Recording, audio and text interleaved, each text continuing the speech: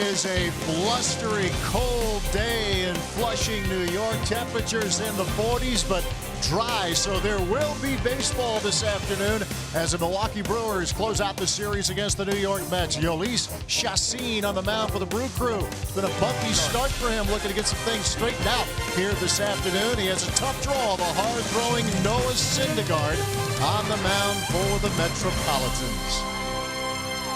It's a very special day throughout Major League Baseball. We celebrate Jackie Robinson Day. That is 96 years young Rachel Robinson. The Robinson children are here as well. All the players throughout Major League Baseball will wear uniform number 42 as we again will honor one of the all-time greats. Good afternoon from Citi Field alongside Bill Schroeder. I'm Matt LePay. Sophia Minnaert is our reporter per usual today. Well, Rock, per usual, last year and for a couple of years we saw Jonathan Villar a lot at the top of the order. We see him at the top today for the second time and showing some signs that he's returning to form of the Villar we saw 2 years ago. Well, I think of any of the players on the Brewers, position players anyway, it was important for Jonathan Villar to get off to a good start this year, not just for his own mentality, but I think the Brewers, you wonder how long the leash was going to be for Jonathan, but he worked hard in the offseason to clean up some things. He's making better decisions both on the bases and in the field, and he started out swinging the bat really well. His two-strike approach has really paid off so far in his short sample. A big home run in yesterday's ball game, and he is being rewarded today in the leadoff spot with Ryan Vaughn out of the lineup. They have Lorenzo Cain in the third spot. So Jonathan off to a good start. You know, you see that 241 batting average last year. A lot of that was due to a very good September. He was a lot lower than that throughout the year. So Villar off to a good start this year. And he is in the starting lineup at the top of the order, playing second base here this afternoon. Again, this is Jackie Robinson Day as we honor one of the all-time greats of this game for his work on and off the field. We'll hear more about Jackie from Craig Kashawn as we get you ready for first pitch.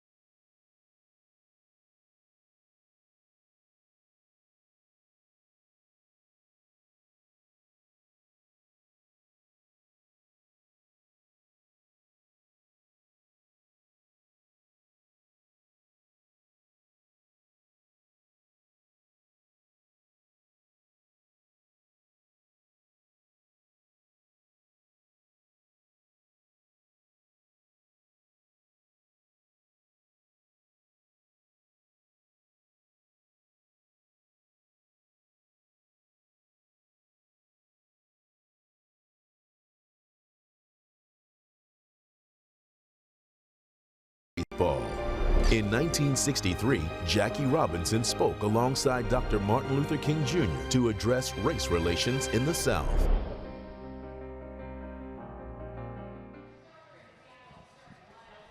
Today we honor a hero. It's Jackie Robinson Day across Major League Baseball. 71 years ago, he broke the color barrier here in New York as a member of the Brooklyn Dodgers. His number 42 universally retired across Major League Baseball.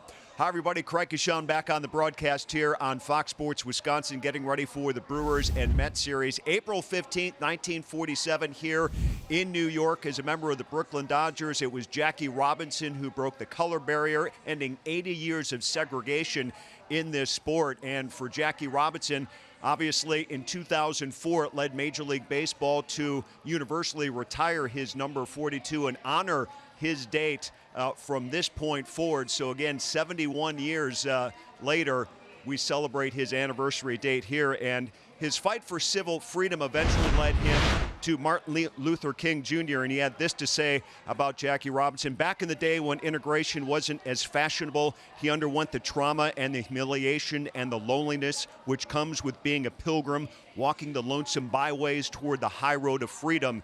He was a sit-inner before the sit-ins, a freedom rider before the freedom rides.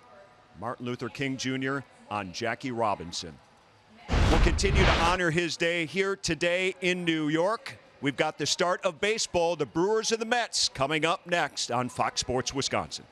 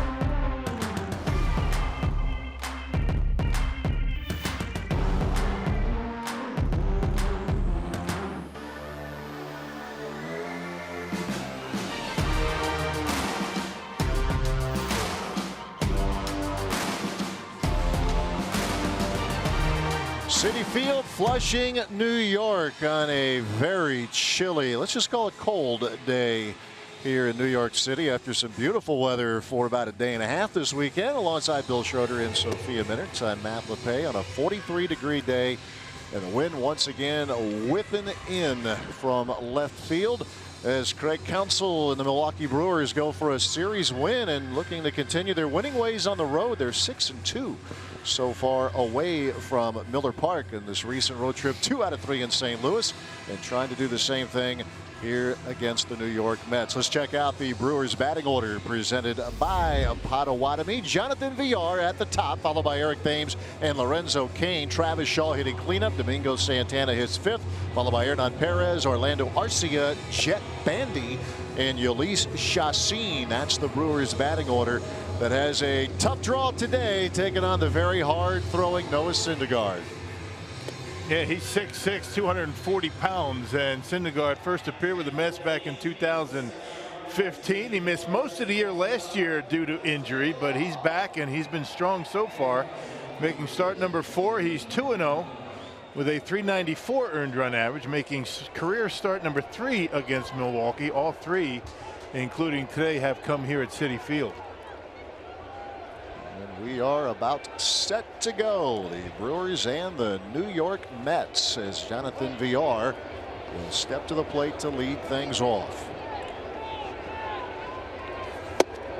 And right away, Syndergaard pops it in there at 98 miles an hour. Yep, he can touch 100 from time to time. He hasn't done it yet this year, but every one of his pitches is a plus pitch. Slider, changeup, throws them all hard.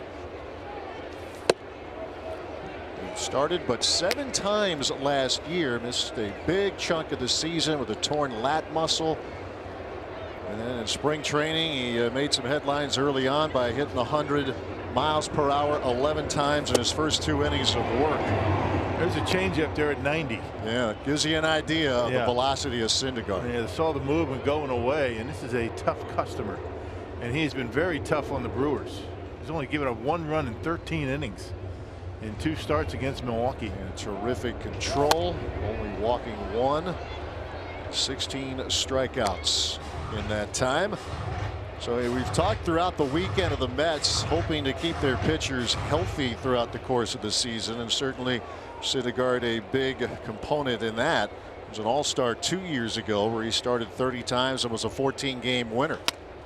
And Villar puts it in play. That'll be fielded by Wilmer Flores, the first baseman today for the Mets, and that's out number 1. Well, a lot of changes for the Mets as you check him out defensively. You got Cespedes, Conforto, and Nimmo in the outfield. Frazier, Rosario, Jose Reyes gets to start at second.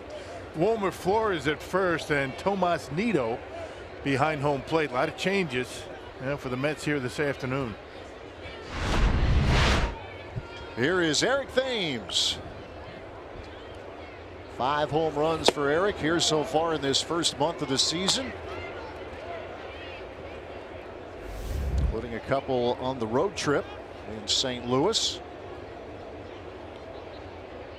Just getting underway in cold New York.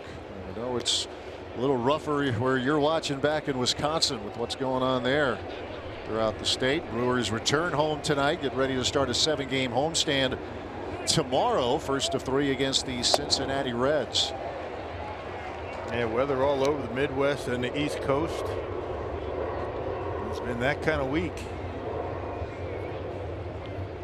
A lot of postponements already in baseball today. There's that change at 90 again. 2 balls, 2 strikes to Thames. It's got good arm action on it. It sinks down and away to a left-hander when it's down. You can see the grip on it, and it just disappears as it gets to the hitting zone. 2-2 pitch. Been that talk with Syndergaard, and he enjoys hitting 100, and if you have the ability, why wouldn't you? But if he takes it down a tick, that might help keep him healthy throughout the course of a season. Payoff pitch coming to Thames. And he takes a look at strike 3. Quickly, there are 2 men out of the first inning. Yeah, 98 instead of 100. And what's the difference at that point? Particularly when you have the equalizer, the changeup against lefties. A wipeout slider at 93 against right-handed batters. And that one right on the inside corner. 2 up and 2 down to begin the game. And Lorenzo Cain slides down to the 3rd spot in the Brewers batting order.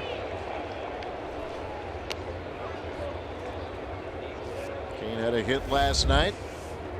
Had a scare on Friday night coming back after missing a couple of games because of a quad injury. Had a collision in the outfield with Domingo Santana. Both came up limping, but both were right back in the lineup last night.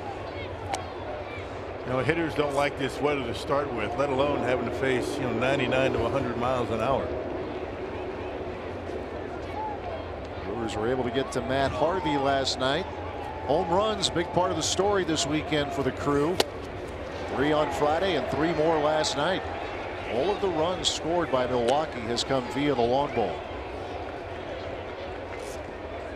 We were laughing. Craig Counsell has talked about his desire to see this team manufacture runs. Like your line, though. Sometimes it's overrated, yeah, right? Well, they had a hit with a man in scoring position yesterday. It was a home run. That works. Never turn that down. Yeah. That's manufacturing a run. Actually, 3 of them. The Brewers who hit the home runs last night, it was all the first of the year. DR Bandy and Orlando Arcia.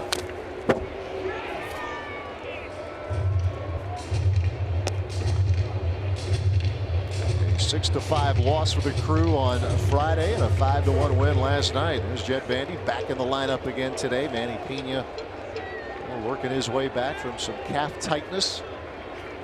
This would not be the kind of day that you'd want to be testing it a whole lot if you can possibly avoid it. At 99, Syndergaard just misses a full count now to Lorenzo Cain. Well, let's see where it misses. Maybe just about an inch.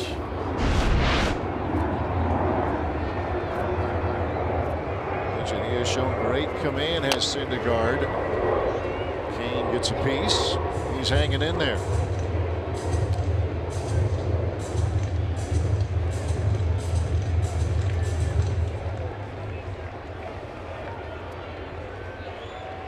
Extending the at bat. 8th pitch coming up.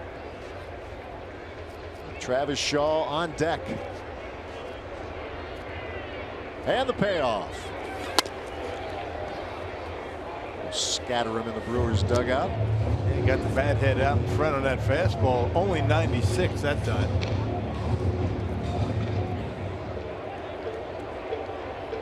.66", 240 pounds, a 25-year-old. That was Syndergaard out of Mansfield, Texas. Loads up with a 3-2 pitch again. Cain is battling him.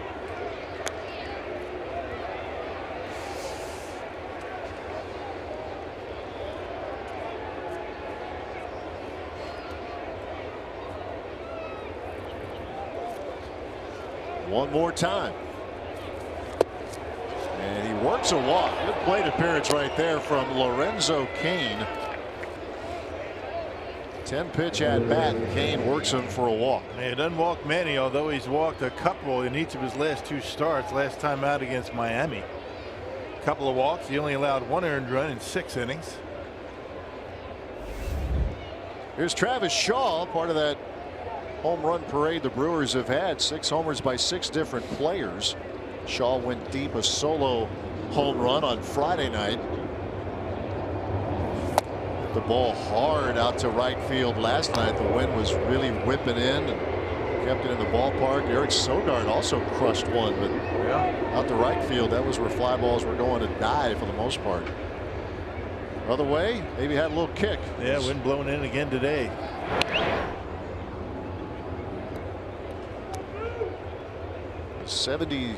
Mid-70s, actually about 80 degrees here in New York on Friday, and even yesterday during the day it was in the 70s, and then really started to nosedive.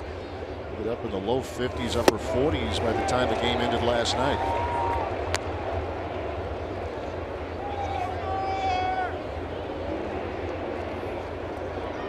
A ball, a strike to Travis Shaw.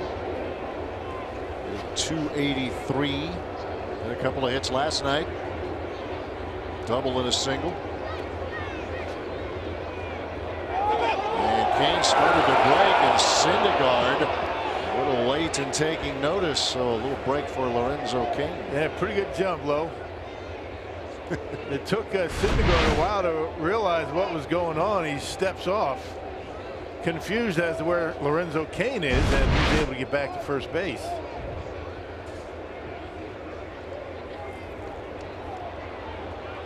Cain is holding, and Shaw is swing and a miss.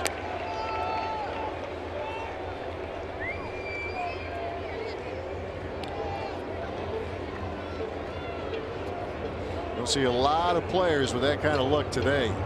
Bundle up, cover up as much as you can. Conditions being as they are. Yeah, good take right there on the changeup. Cover up as much as you can today. 2 balls, 2 strikes. The look of the day right there.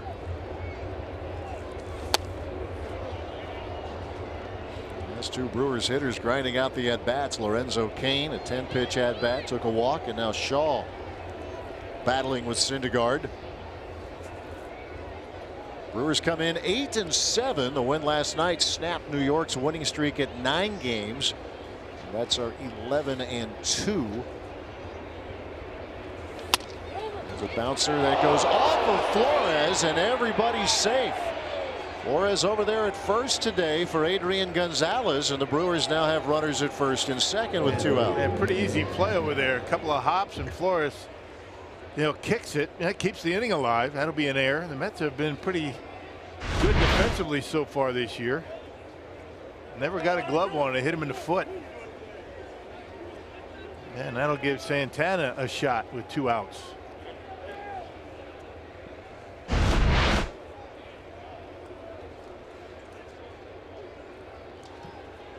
Well, we'll see if the Brewers can capitalize. Santana had a hit last night, also drew a walk. Driven in 3 runs here early this year.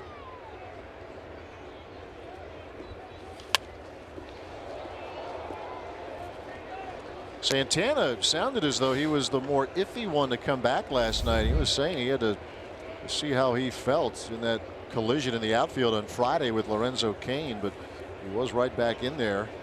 Brewers outfield taking another hit with Ryan Barron not in the lineup here this afternoon. Santana will lift a fly ball back into right field as Brandon Nimmo will squeeze it for out number 3. 2 Brewers reach, and they are left stranded in the top half of the first. Chacin ready to take them out here in New York.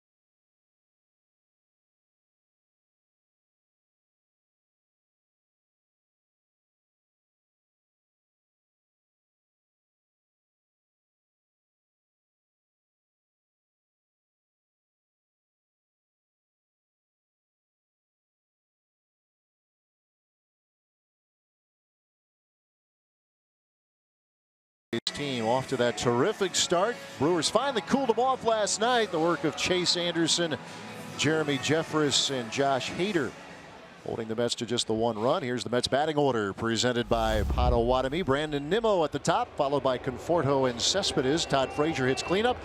Nolan Flores, Ahmed Rosario, and then hitting 7th, Jose Reyes. Tomas Nido 8th. Noah Syndergaard rounding out the Mets batting order. And will face Yolis Chacin. Get some things turned around, get some command back to his game, and he starts with a slider for strike 1. And it all starts with the fastball. Last time out, a no decision at St. Louis. 4 2/3, 5 hits, 3 earned runs. The Brewers actually in his 3 starts are 2-1, so the team's been winning with Chassin on the mound.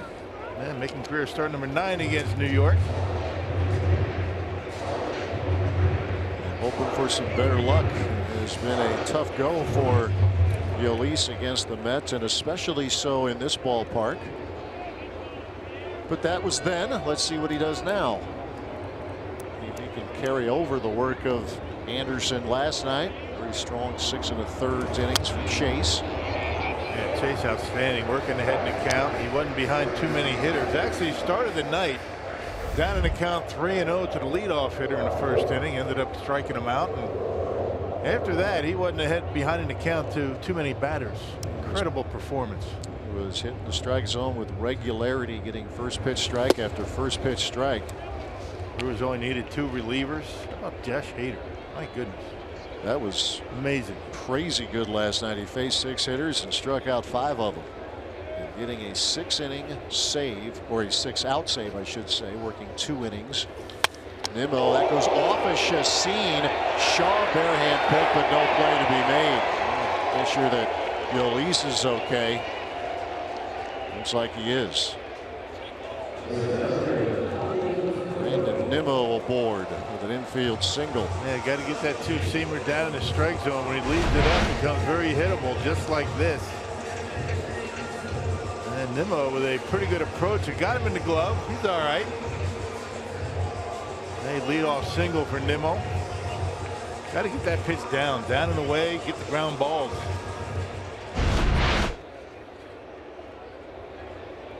Mets didn't get their first hit last night until there were 2 men out of the 5th inning.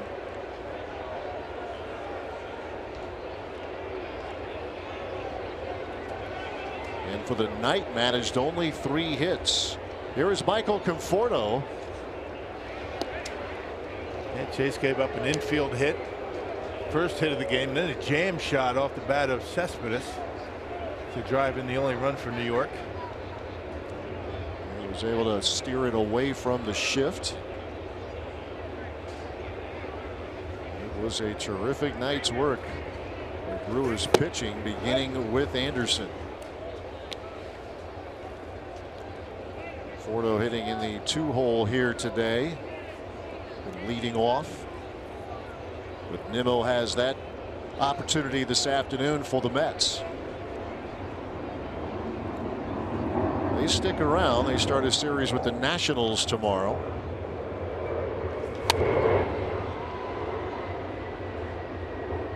Weather permitting, and it sounds like it's going to get worse before it gets better in New York. Already a day of postponements. The Yankees, Tigers, Indians, Blue Jays, and Minnesota, the Twins series with the White Sox. They cut that off yesterday with the blizzard going on in Minneapolis. Man, something else. Amazing. But they still think they didn't need a roof up there. Might want to do over. Cubs also postponed their game with Atlanta. They had a crazy one yesterday. They trailed the Braves 10-2 and came back in tough conditions to win 14-10, scoring 9 times in the 8th inning. Yeah, amazing. Crazy game at Wrigley Field. That's never happened before. No, never. Go out on a limb and say it won't be the last one either. 1-2 pitch off speed and fouled away. Chassin basically the 2-seam fastball. He's got good sink to it when he gets it down in the strike zone, and the slider. It's hard to say which of the two is more important to his success. I mean, they both are. They both work off of each other. Fastball going away from lefties, the slider going down and in. Just can't work with too much of the middle of the plate. Ball 2 strikes to Michael Conforto.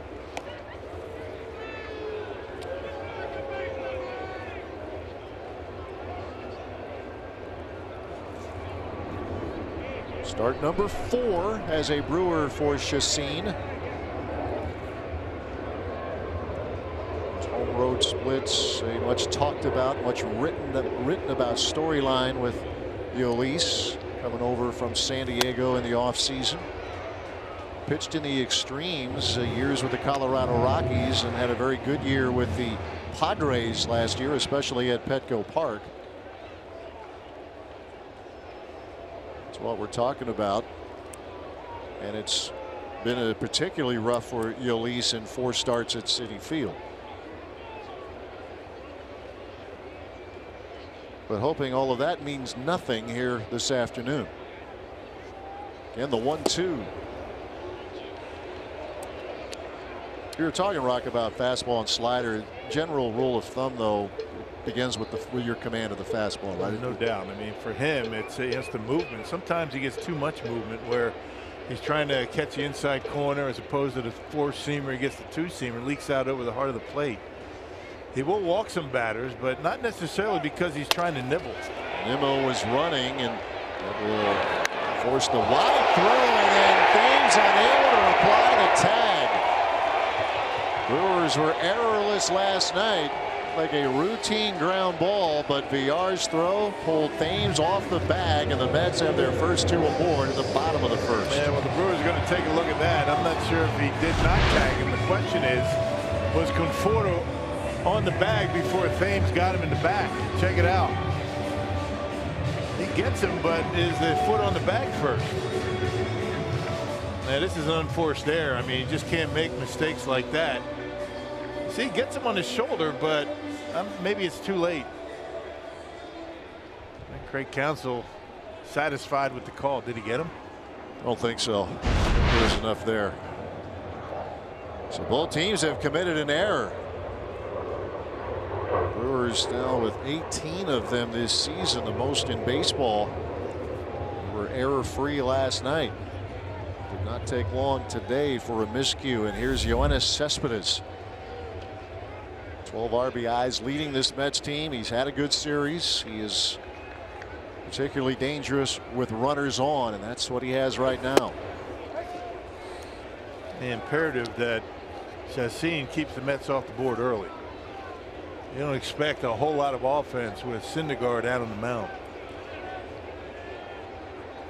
Mets have scored in the first inning in 9 of their first 13 games. They got on the board Friday night in the opening inning.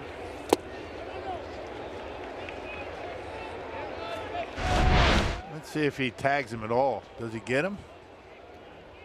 Maybe on the hand. Whatever. Craig Counsell didn't think there was enough to overturn it.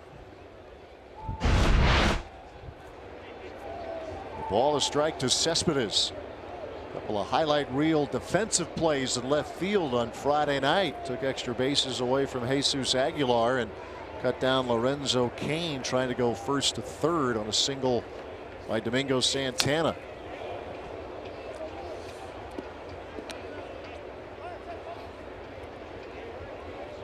He has that low batting average, but he has been productive with men on. Brandon Nimmo, an infield single. He's at second. Michael Conforto reaching on an error. Charge to Jonathan Villar. Chacin in a little trouble right away. 1-2 pitch. And here's the first out of the inning as he strikes out Yoenis Cespedes for out number 1. Check out our Pizza Ranch for the win here today. We talked about it. Margins are going to be a bit thin, you would think, with Syndergaard on the man. He can't fall behind too much. Syndergaard has given up nothing in 2 starts against the Brewers in his career. Sinker's got to be down.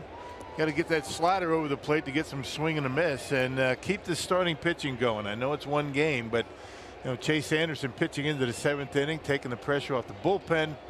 Chacin's got to do the same. Looking for that Yolis Chacin, who pitched very well for the Padres last year. Career high, team high in wins with 13. Facing Todd Frazier.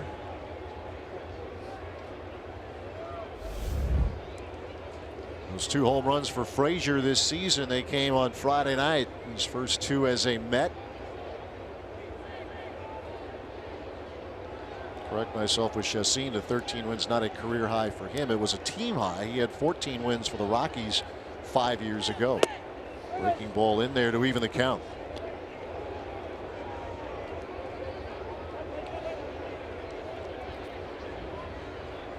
Frazier a hit last night and 2 at-bats, also drew a walk.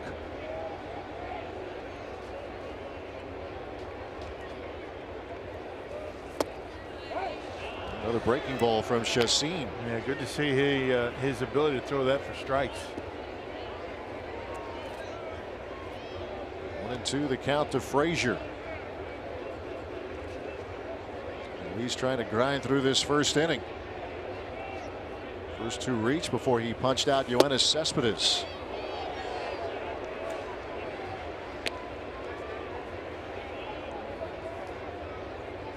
Frazier able to stay close to home. Finished last year with the New York Yankees after the trade from the White Sox.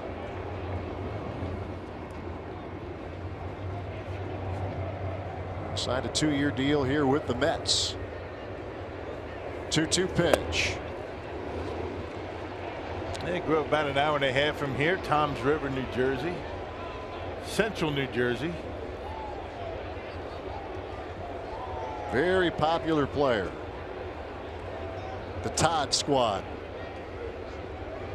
Very nice. Yeah. Full count. Nimmo at second. Conforto at first. Chassin with the payoff. And there is a base hit to left field. In on Perez with the throw to the plate, and it goes through, and safe at home is Brandon Nimmo, and the Mets are on the board in the first inning for the 10th time already this year.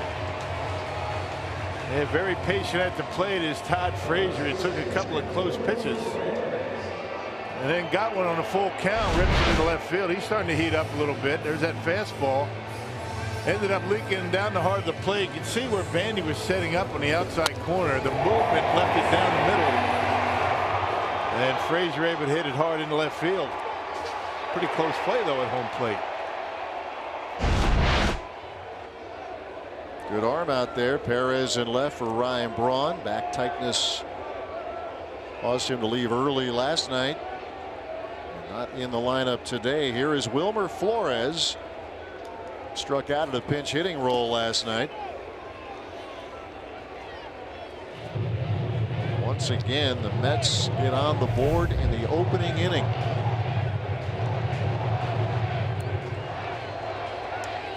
Still runners at first and second with just 1 out.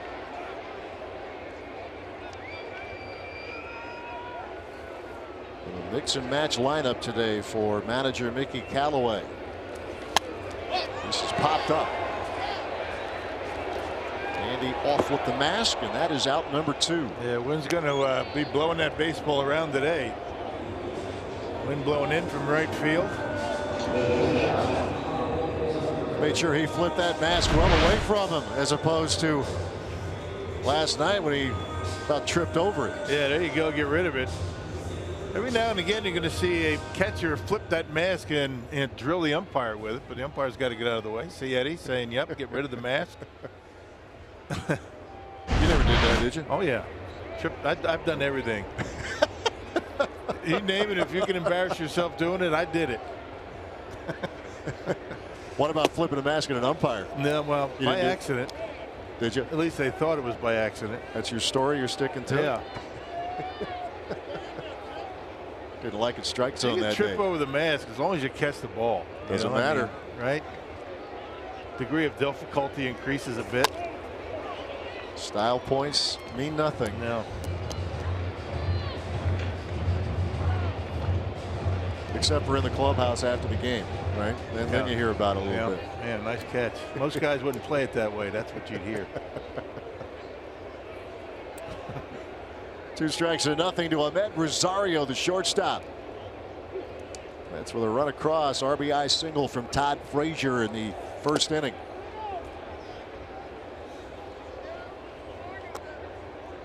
And a busy inning for Yoenis Chassin. The next pitch will be his 28th.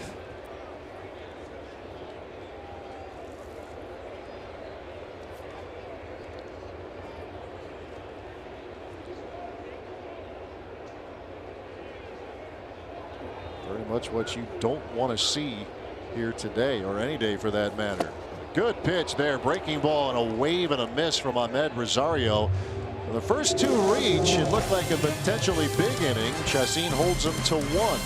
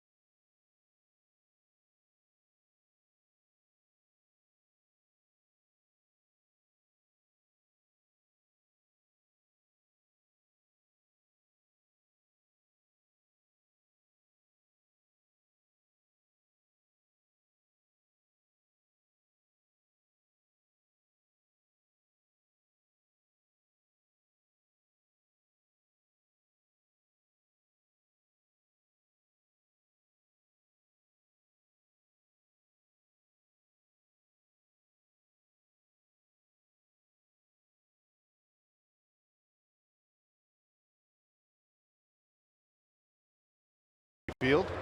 Hey, the Brewers return home tomorrow night to begin a jam-packed 7-game homestand, which will feature showdowns against the Reds and Marlins, as well as a number of promotions and discounts, a couple of big-time giveaways, and even the season's first theme night. Learn more at Brewers.com. He looks surprised by all of that. Fan out there, huh? Homestand? Yeah. Homestand coming up? It'll be fun.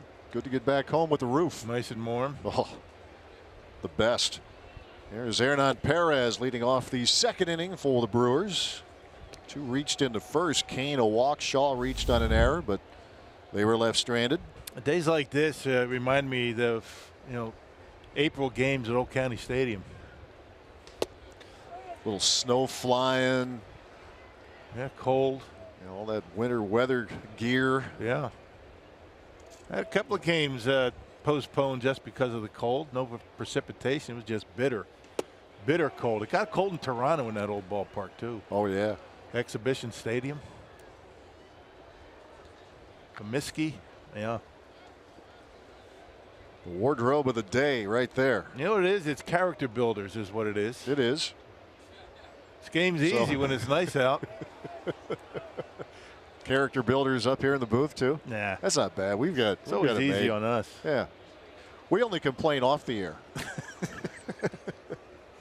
This is called false hustle. Yeah.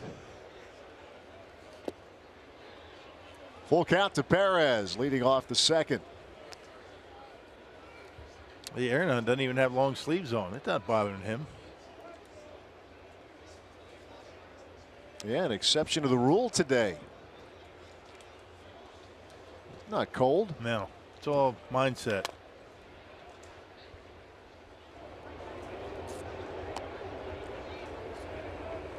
Noah Syndergaard, first-round draft pick back in 2010. Still just 25 years old. Part of that big 5 in the rotation for Mickey Callaway. Notice the ballparks in the flight pattern today. Kind of reminds me of the Shea days, right? Your First Shea 2 games, yeah. you didn't hear too many planes. No, it was right? relatively quiet. All part of the charm. Yeah.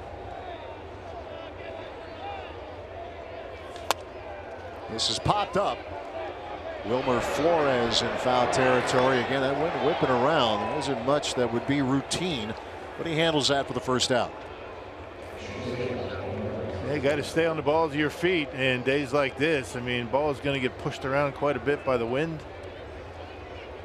Nothing routine, as you said. Well, as opposed to Hernan Perez, Orlando Arcia wants to cover up a little bit more. I don't want to start to reverse jinx on him again. We were talking about how he was scuffling last night, then he promptly launched one over the left field wall. It was in the 9th inning against Hansel Robles last night. That fastball in, turned on it, gave the Brewers their 4-run lead back.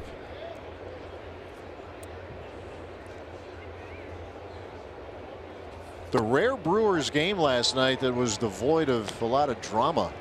We've had all those 1-run games, 5 wins and 1 loss. Some dramatic come from behind victories along the way for Craig Counsell's team. Yes, some blown saves in there as well. Just a good, solid all-around effort last night. Yeah, all because of Chase Anderson and how well he pitched. 3-run home run by VR in the 2nd, and it was pretty much cruise control the rest of the way because of the pitching. Well, ball 2 strikes to Orlando Arcia. And there's another strikeout. The 2nd early on for Noah Syndergaard. 2 men outs.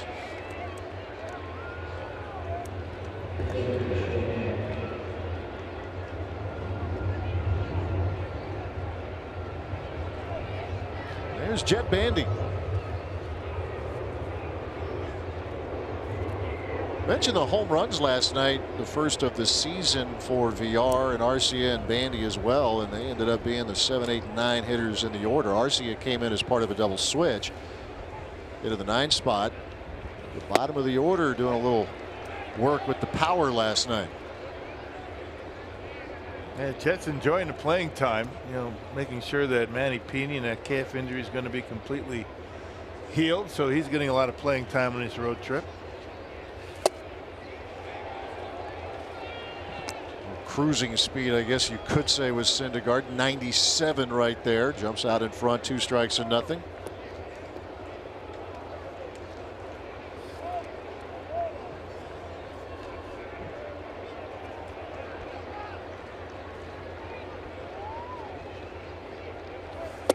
We saw Steven Matz on Friday and then Harvey last night.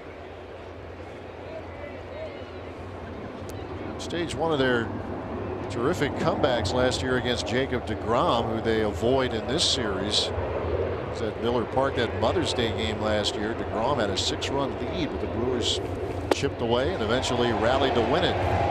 Bandy a strikeout. Back-to-back strikeouts for Syndergaard as the Brewers are retired in order as we move to the bottom of the 2nd.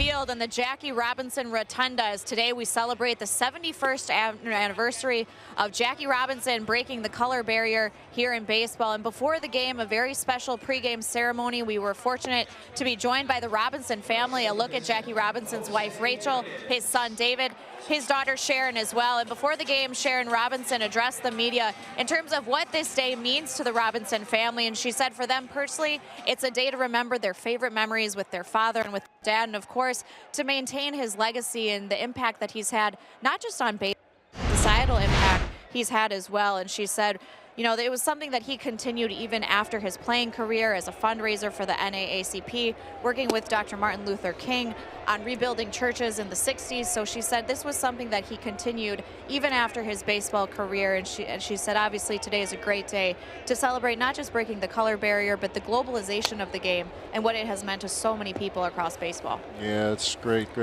stuff there, Sophia. Jackie Robinson, one of the most important figures, not just in baseball, but period in our country. Yeah, went so far beyond just sports, right? I mean, kind of broke some of the social norms, and a true hero. Everybody wears number 42 today, which is what Major League Baseball has done going back to 2009. Jackie Robinson Day itself started in 2004.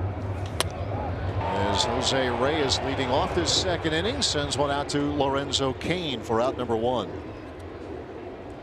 This is really one of the great days in this game all season long because of what Jackie Robinson did beginning on April 15th, 1947. And oh, by the way, he was really good too. As you, for those of not of age or maybe not all that familiar, he was just a terrific player. Yeah, he look at the numbers. I mean, an incredible career. He was a multi-talented athlete, many different sports back in college,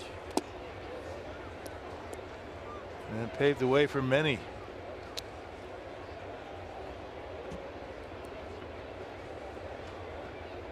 Major League Baseball has worked hard to try to increase the participation levels of all kids, all backgrounds. Number of African Americans in MLB is up a little bit from a year ago. It's a trend in the right direction that MLB wants to see, wants to continue. At the plate right now is Tomas Nido, called up a few days ago from Double-A. The Mets have lost Travis d'Arnaud for the season. He is due to have Tommy John surgery. Kevin Plawecki out for a few weeks, hairline fracture of his left hand. Jose Lobaton worked behind the plate the first 2 games of the series.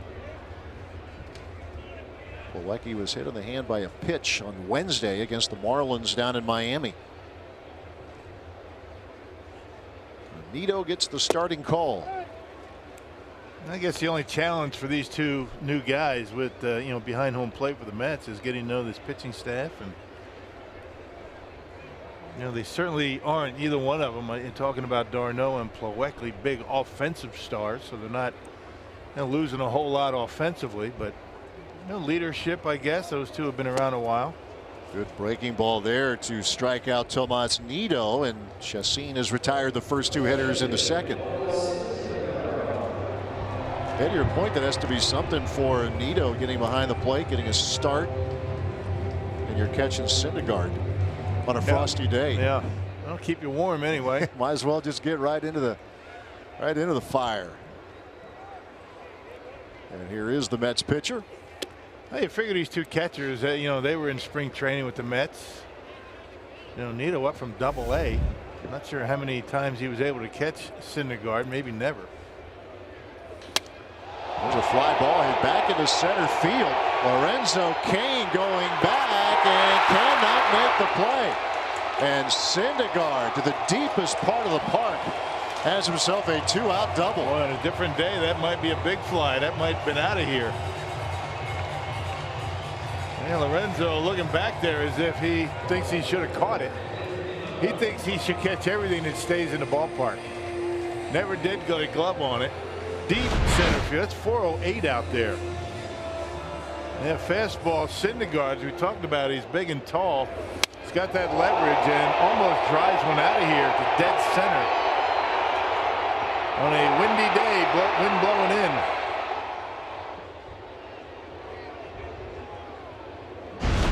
Well, Syndergaard, one of those pitchers who has shown an ability at the plate. Homered 3 times in his All-Star year of 2016. He hit one the year before, so going deep is something that he has been able to do at this level.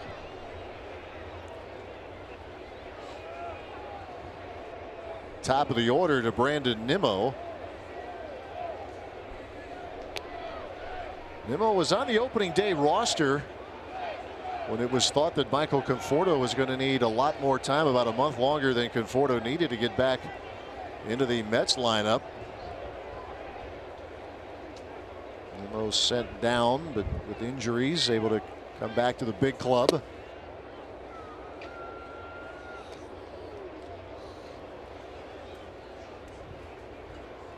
A ball, a strike to the Mets right fielder.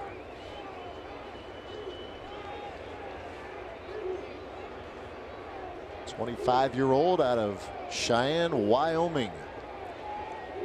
First round pick by the Mets back in 2011.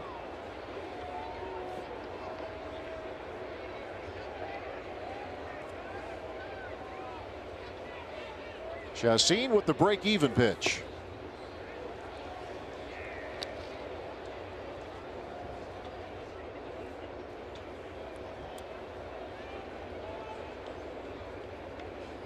Mets made him work in the first inning. 2 outs, nobody on. Syndergaard's double making him work here in the second.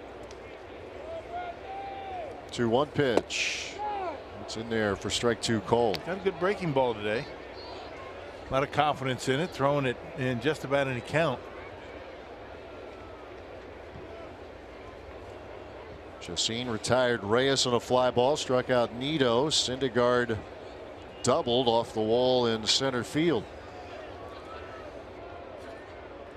2-2 pitch. Breaking ball missing away.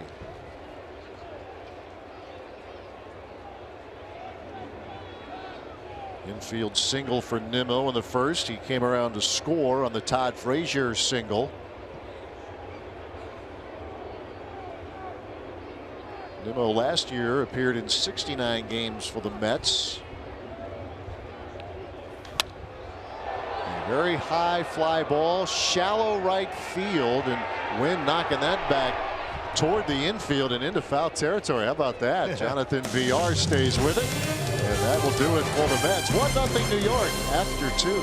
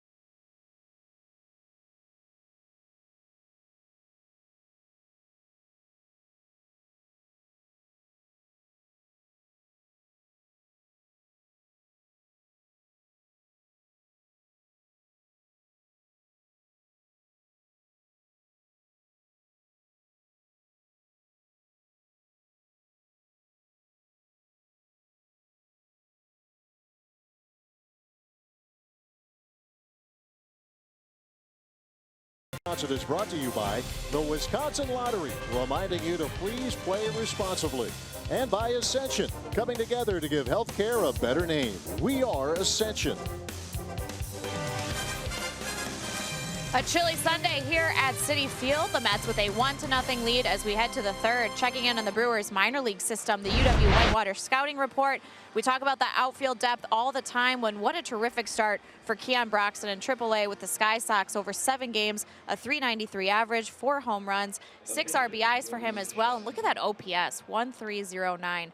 So Keon Broxton certainly getting it going early with the Sky Sox. Yeah, it's good to see. It's always disappointing, Rock. I would think when your mind is set, you're going to make the 25-man. You don't. How do you handle it? And Keon is giving a pretty good answer to that right now. There's only one way to get back, right? I mean, you don't hang your head down in the minor leagues and expect just to get called up because he was down there with a purpose. I mean, every time he's been sent down, I think he's had a really good attitude because he's come back even better.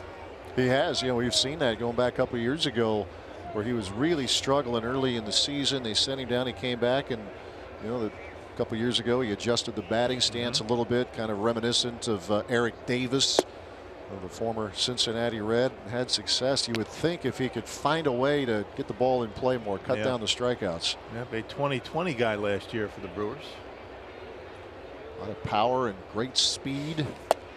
Taking away home runs on multiple occasions, including one that saved a game against Cardinals.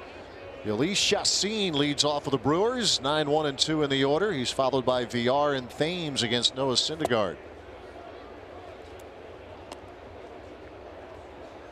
Well, one thing we're finding out, and the question was all about this outfield depth. You have too many outfielders, and it's that old line. You can never have too many of any position group. Yeah, one injury away from that not being a talking point anymore. And you got Yelich. He's very close to coming back from the disabled list. Braun out with a back.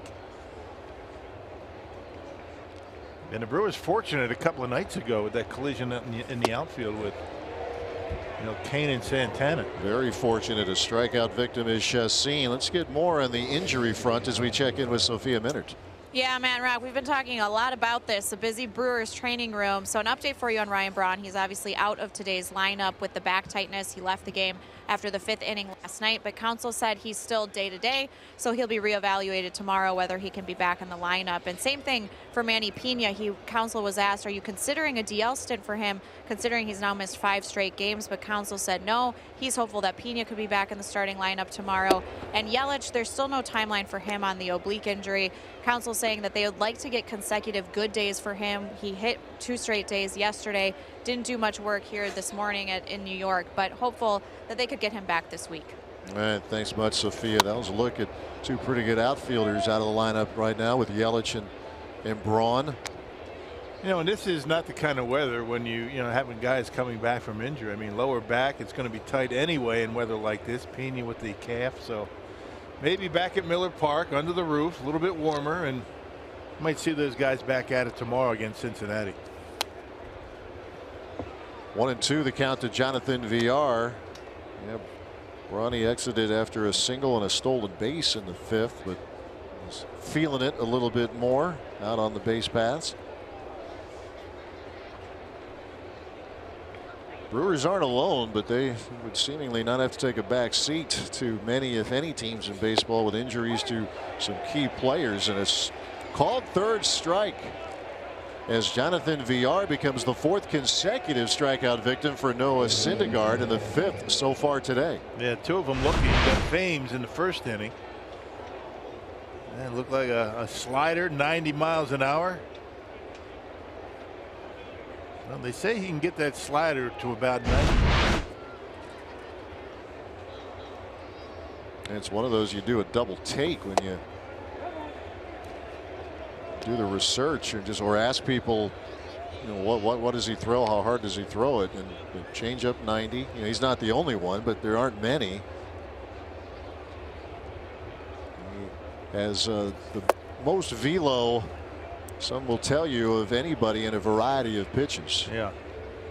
That's a big difference in speed. I mean, a lot of guys will throw a changeup at 90, but they're throwing 94 maybe, but he's in the upper 90s, and that's a big difference in speed. 98 to 90.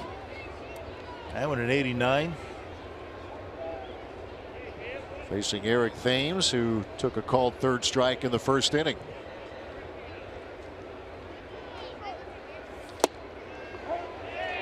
And then Syndergaard turns it right back up, 97 to even the count. He struck out Arcia and Bandy to win the second. He has gotten Chacin and VR here in the third. And he strikes out the side in the third. And that's 5 straight punch outs for Noah Syndergaard, who is on a roll early. Still 1-0 Mets in the third.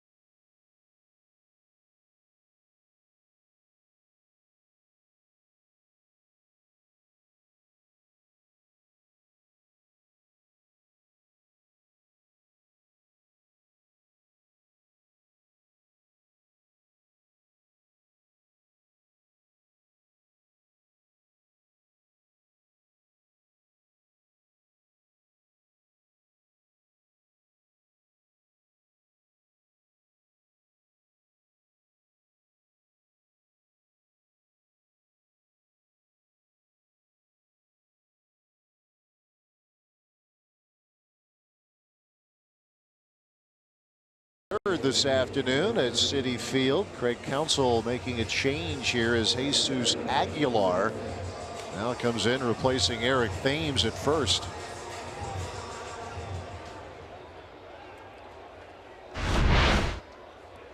This was what ended the top half of the third.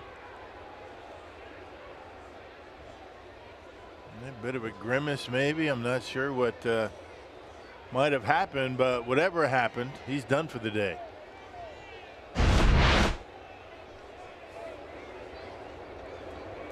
Michael Conforto will lead things off for the Mets. Hit what looked like a routine ground ball to Jonathan VR, but his throw pulled Eric Thames off the bag, and Conforto reached on an error. Both teams have committed an error in the ball game, both in the first inning.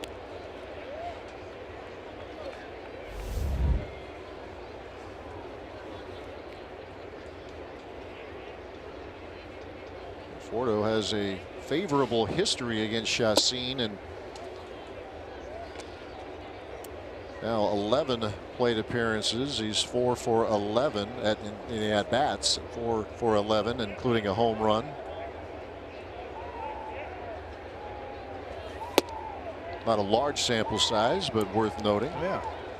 Conforto, yeah, he's got a good approach at the plate. I mean, he's not going to be one of those guys that's going to go into a long tailspin. He's kind of like Shaw in that regard. I mean, he hits the ball where it's pitched. Just like that, and a base hit for Conforto to begin the home half of the third. He swings his strikes for the most part, and he'll take what the pitcher gives him. That was a breaking ball that hung up and in, and he was able to hit it hard into right field. Bandy wanted it away, left it not up and in, but it was over the plate and out of the reach of Aguilar. Leadoff man aboard for the second time for the Mets. And here is Yoenis Cespedes. Mentioned the productive start he has had in terms of run production, but he has been very strikeout prone the first few weeks of the season.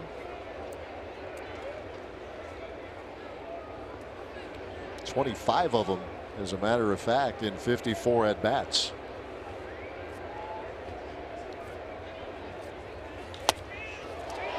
In the air, shallow center field, and Lorenzo Cain will run it down for the first out.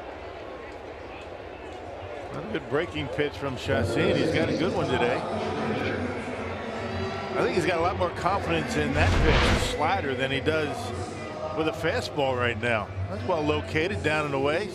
Cespedes gets it on the end of the bat. 1 out, 1 on for Todd Frazier.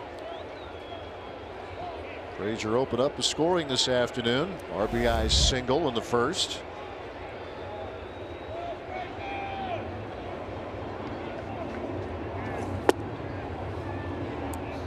Two-time All-Star was Frazier with Cincinnati. A 40 home run season with the White Sox 2 years ago.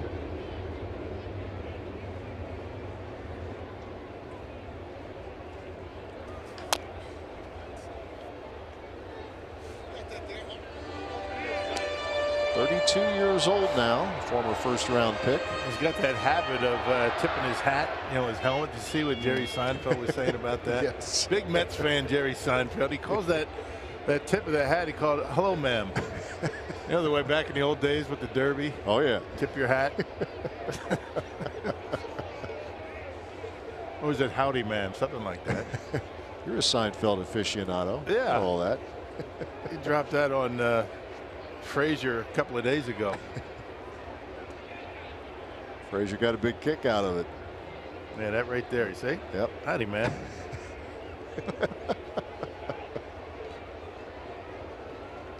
One pitch. I think this might not be Jerry Seinfeld weather, though. I mean, you might not see him at the ballpark. That'd be pretty impressive if he's here today. Yeah. Although I would guess he is. If so, he might be in a warmer area to watch the game. Maybe a suite. Yeah, perhaps. Maybe. Just a guess. 2 balls, 1 strike. And a breaking ball misses.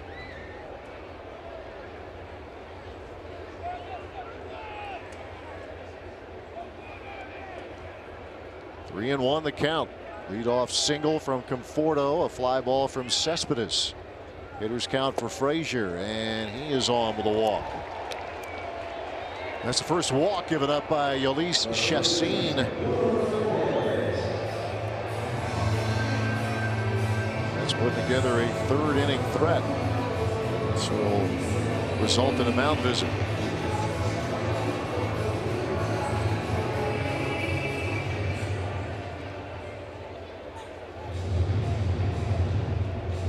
Here's Wilmer Flores.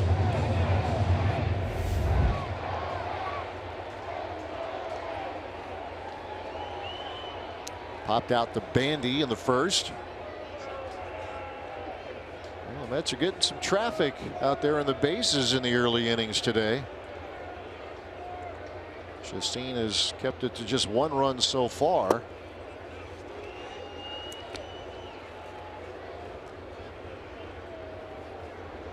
That's 1 for 5 in the early going with runners in scoring position.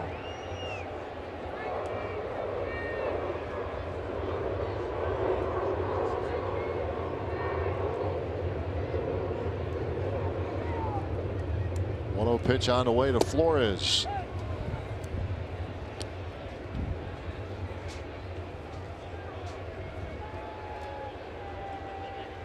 His last start for Chassin was against the Cardinals. Not bad, but the pitch count got the better of him. 5 hits in 4 2/3, only 3 earned runs. Another good breaking pitch right there. This game, Brewers went on to win in extra innings. They have won 2 of the 3 games Chassin has started, but Yolice's one decision was a losing one. That was at Miller Park to the Cardinals.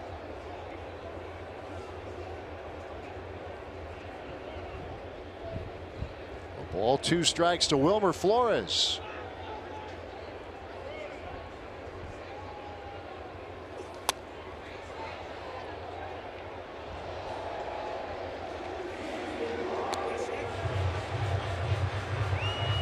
Well, we were talking last night about how Flores by many will be remembered for his emotional reaction when word got to him during the game a couple years ago, 3 years ago, that he was going to be part of a trade to Milwaukee, and it was obviously a trade that never happened. He's still just 26 years old. Yeah. A young guy. He loves being a Met. He was upset about that news. Turns on this, but it will carry out of play. Yeah, I remember that whole scene. Everybody on the plane, the Brewers charter, everybody saying goodbye to Carlos Gomez, and it never happened. Well, he moved on, but not that night. And Mets ended up getting Cespedes instead. A ball, 2 strikes to Wilmer Flores. Conforto the runner at second. Frazier is at first.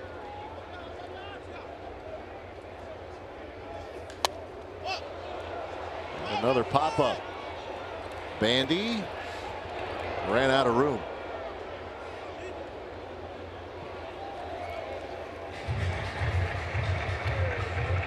It was good to see him hit that long ball last night. You mentioned it, Rocky. He's been working on some things, trying to get straightened out at the plate. Had a 2-hit night last night. Got into one. Sent it out of here to left field. Yeah, no question about his ability to catch. I mean, he's got a terrific throwing arm and handles pitchers well. Just got to be more of a threat offensively. He's starting to make strides in that area. Does have big power. This is in the air to right field. Domingo Santana with room. Tagging is Conforto. He'll move on to third with 2 outs. A little bit of it has to do for Bandy is playing time. I mean, he was getting a lot of playing time early in the year, got off to a good start, then really hit the skids at the plate. Ended up picking up Stephen Vogt. You know the story. Yeah, got hurt as well. It turned into a frustrating year for him after, as you say, a good start. Good little tag team they had going in the first few weeks of last season with Bandy and Manny Pena. Jet behind the plate throughout this series. Ahmed Rosario now the hitter.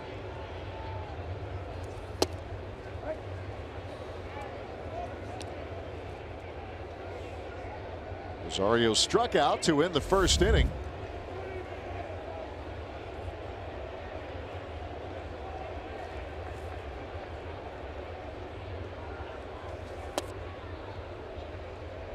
One ball, 1 strike. Just 22 years old is Rosario. He was considered this organization's top prospect last year. It's Conforto, the runner, at third. Todd Frazier, who worked a walk, he's at first.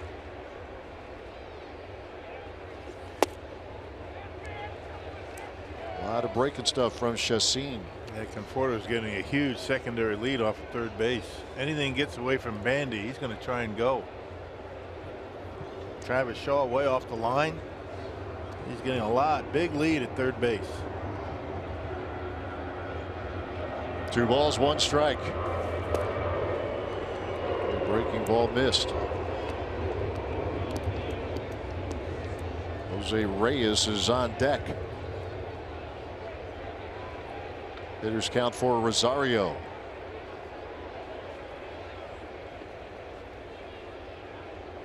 Here's a 3-1. Not yet. Yeah, that breaking pitch, that tells you all you need to know about what Chassin's trying to do today. That slider, much better consistent pitch for him today than the fastball. Right at the bottom of the zone. Full count to the Mets shortstop.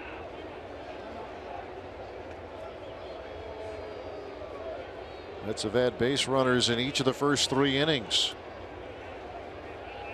Chassin trying to strand two here in the bottom of the third. Payoff pitch.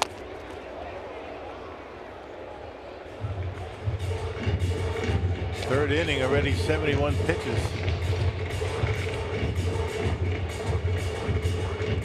Busy first inning.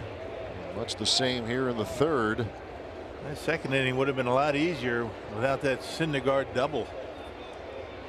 Came after Yolis retired the first two hitters, Reyes and Nito.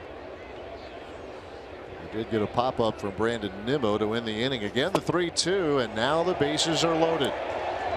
So a couple of walks here in the third, surrendered by Yolis Chassin, who wasn't real crazy about that. That pitch was down, and again, I mean, having more of a more difficult time throwing the fastball for strikes than the slider today.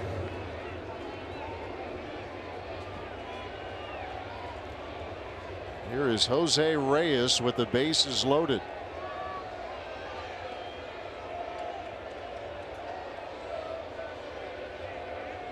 The 34-year-old veteran, four-time All-Star, looks at a strike.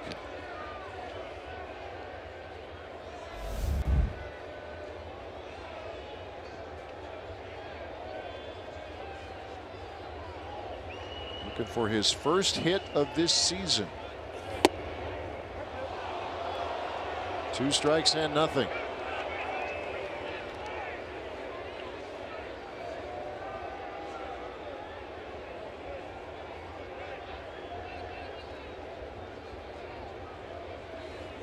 Reyes 0 for 12 in this, now his 9th game of the year. 2-strike pitch. And first 2 pitches, fastballs, tried to backdoor the slider there. When you throw the slider, better get it down in the zone.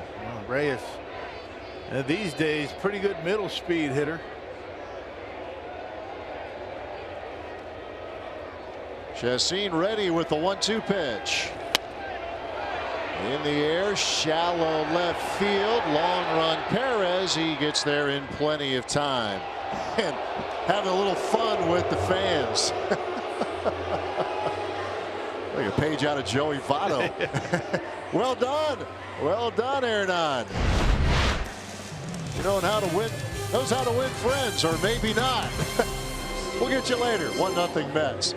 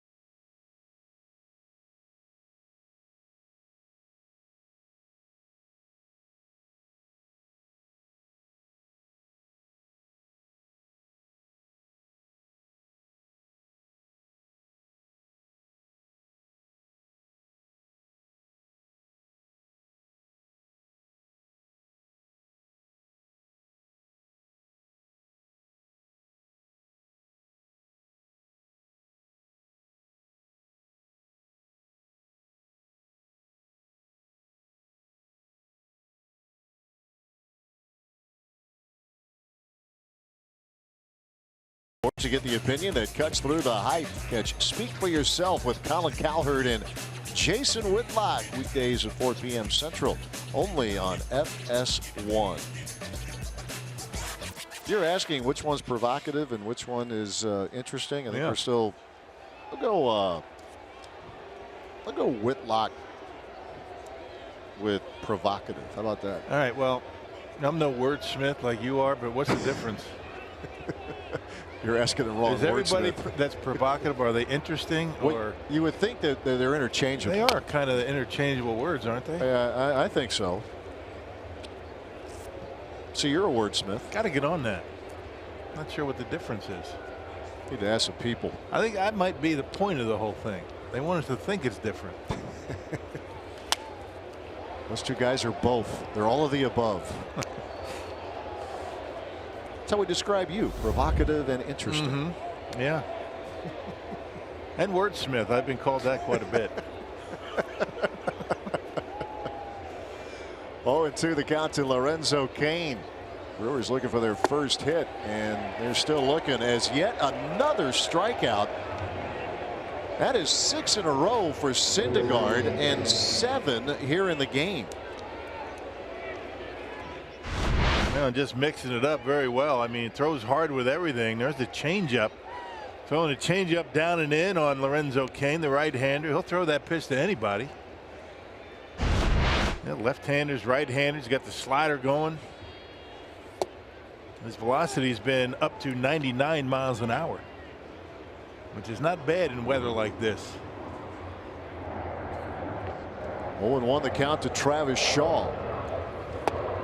Well, throughout Syndergaard's career, he has been in the double digits strikeouts per 9. About 10.5 Ks per 9 in this his 4th season, although last year that season consisted of only 7 starts. The torn lat muscle kept him out a good chunk. In fact, didn't return until well into September. The year before, he had 31 starts and was a 14-game winner. 0-2 to Travis Shaw. And then when you look at it on paper, I mean, this is a very good starting rotation. I mean, you know, we talk about the Cubs rotation being very good. The Dodgers have a good one. I tell you, there's not too many. Not going to take too many back seats. This group. You had Matz. He pitched the first game of the series. Brewers beat Harvey. Got the Grom. And another strikeout. 7 in a row for Syndergaard. And really, without a hard hit ball, I mean, there hasn't even been a hard hit foul ball yet in this game by the Brewers. There it is once again. Changeup, pretty much similar location to the one that Lorenzo Cain missed for strike 3. 1 ball has left the infield. A fly ball from the hitter you're looking at right now, Domingo Santana. Fly out to right.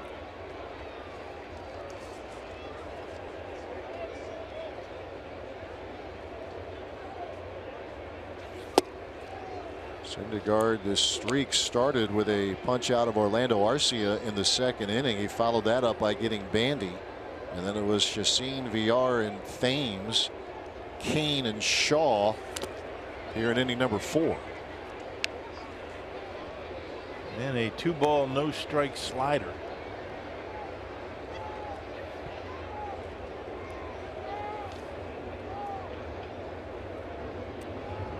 Feeling good about everything right now is Noah Syndergaard. 2-1 pitch.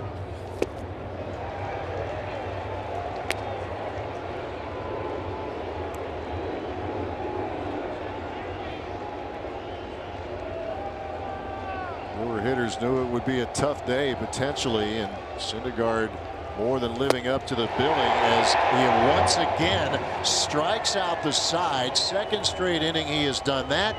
He has now fanned the last 8 Brewers he has faced. He gets Santana to end the top of the 4th.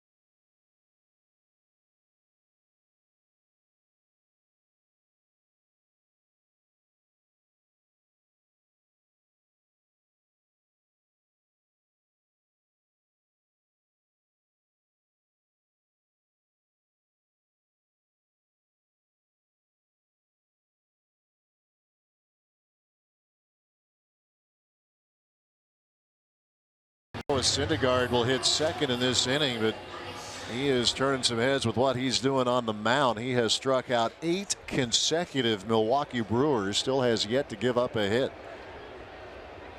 He's chasing some history right now. Tomas Nido leads off. Incredible stuff. I mean, he's doing it with all of his pitches.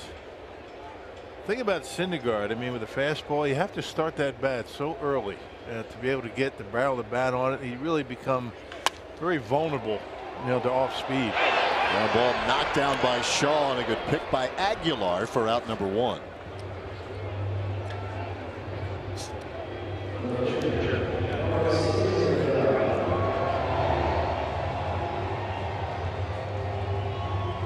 Here is Syndergaard. So what he's doing on the mound, he doubled. Deepest part of the yard in the second inning. He can swing the bat a little bit. He had a 2-home-run game a couple of years ago against the Dodgers.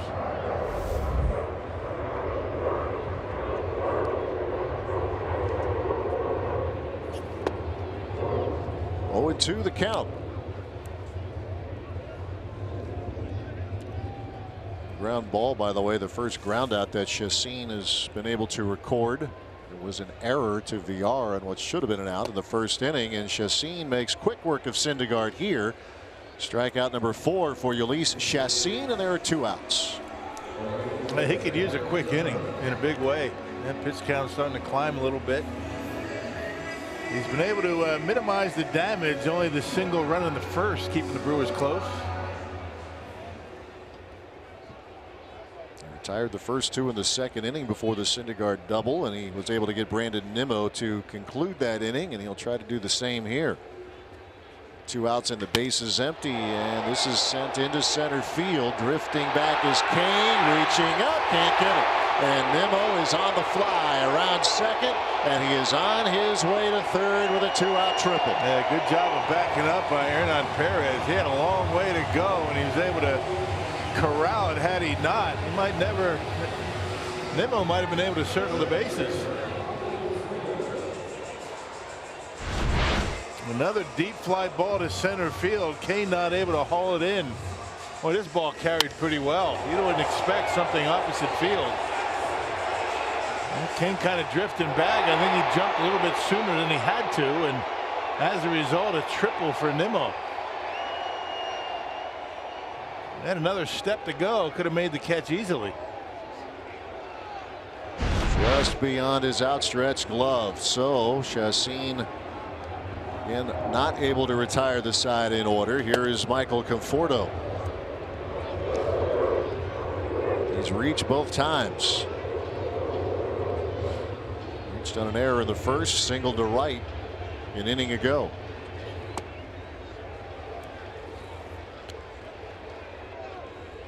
Mets with 5 hits. They're going to walk him.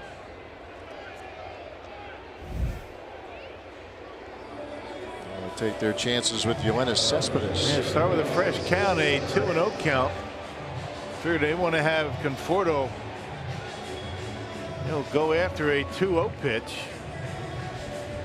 It tells you all you need to know about what Craig Counsell thinks about his chances with his offense today. We talked about margins going to be very slim.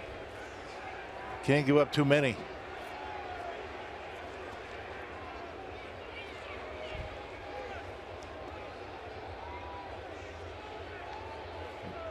Runners at the corners with 2 out for Cespedes. Going after the first pitch. In the air, VR out of the grass. Will make the catch.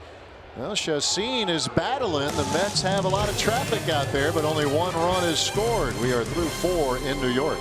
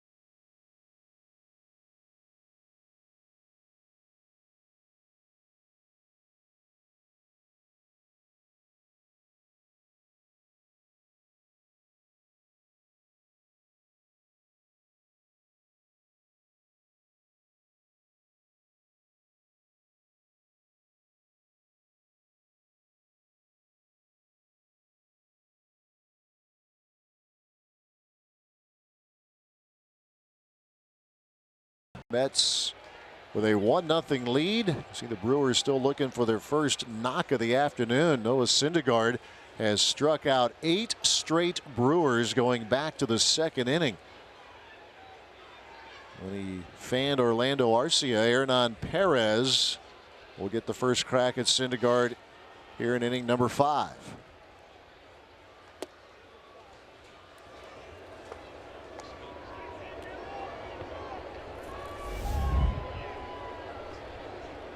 Any Brewer right now just trying to get the ball in play. If you're wondering, Tom Seaver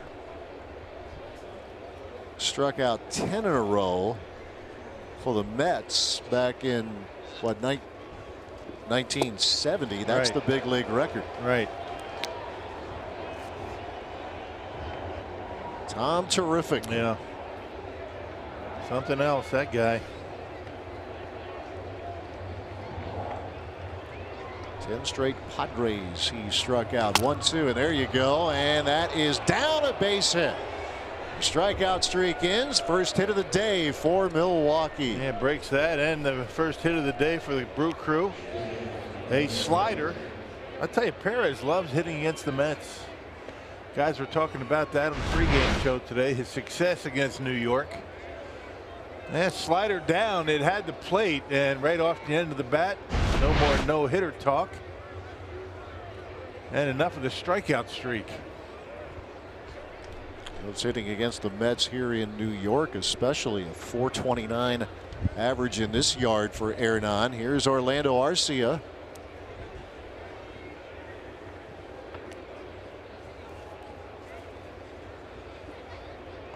That's where the strikeout streak started, with his punch out in the second inning. And that'll get you out of the way, and a little yelp along with it, with reason, the way Syndergaard throws. Hey, you scream before it hits you in anticipation of the pain. There's Taylor Williams getting loose in the Milwaukee bullpen. Chassin is up third from now.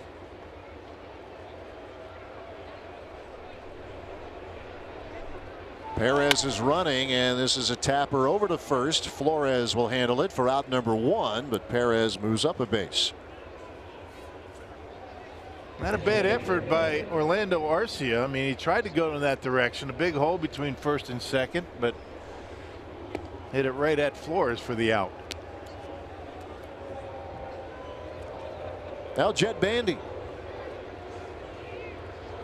Talked about the traffic the Mets have had. They've had a lot of base runners today. The Brewers have had just 2. A Lorenzo Cain walk in the first, and then Hernan Perez breaks up any thoughts of a no-hitter with a leadoff single in the 5th.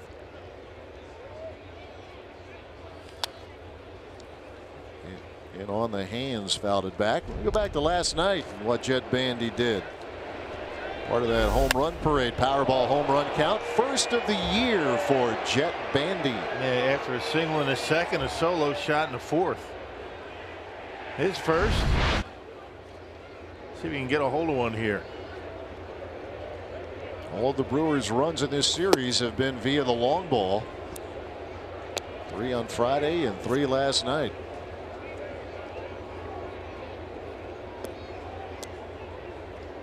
You mentioned that Ryan Braun not in the lineup because of back tightness, had to come out last night's game, but he is on deck.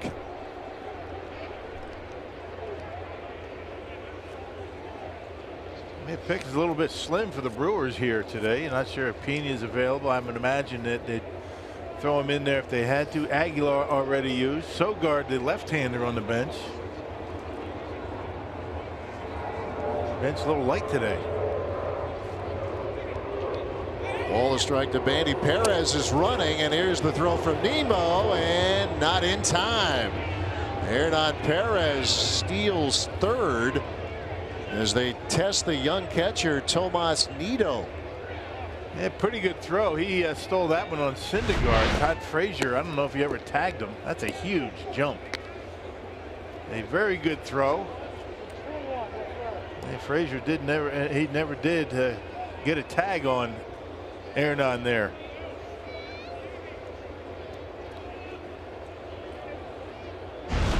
mentioned the good throw. That's part of the scouting report on Nito. He was very good, at least in Double-A, in throwing out would-be base stealers. Count evens to Bandy, 2 balls, 2 strikes. Nito threw out 45% of base runners attempting to steal. Yeah, that was a perfect throw to third base. 2 balls, 2 strikes to Bandy. The infield in for New York. Once again, 99. Seen a couple of them with that velocity out of Syndergaard. First real threat of the afternoon for Milwaukee. First inning, they had 2 outs and 2 on. Got a fly ball out of Santana to end the threat. Payoff pitch.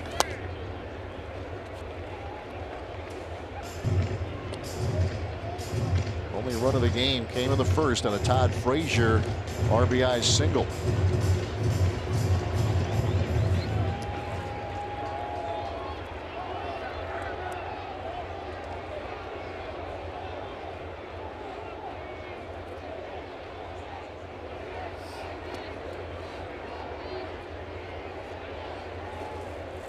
Syndergaard again ready with the payoff pitch.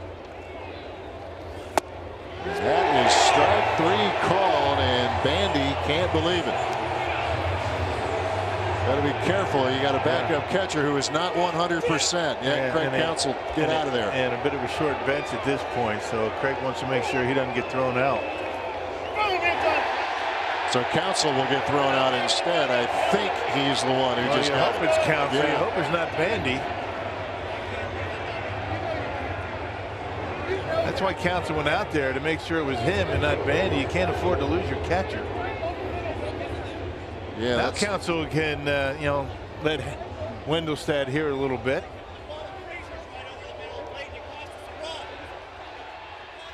And he's going to give him more than a little bit of a piece of his mind right now.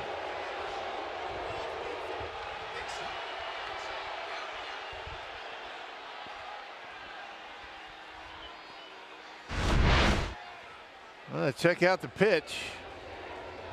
They're pretty close at 98 miles an hour. Might have been a little bit low, but that's too close to take. You see Nito pulling it up for Wendelstedt.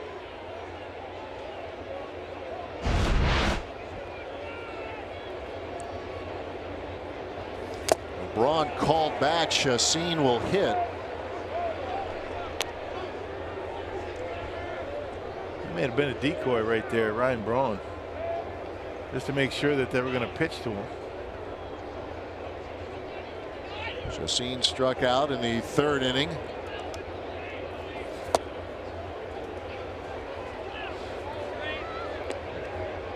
Meantime, Hernan Perez remains the runner at 3rd.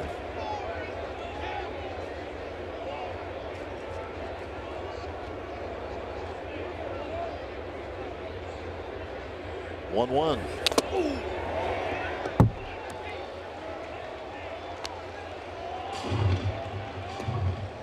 First real tester of an inning for Noah Syndergaard. Perez led off with a single.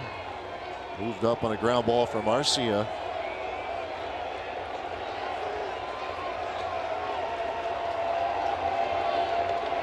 And stole 3rd, the 1-2 pitch.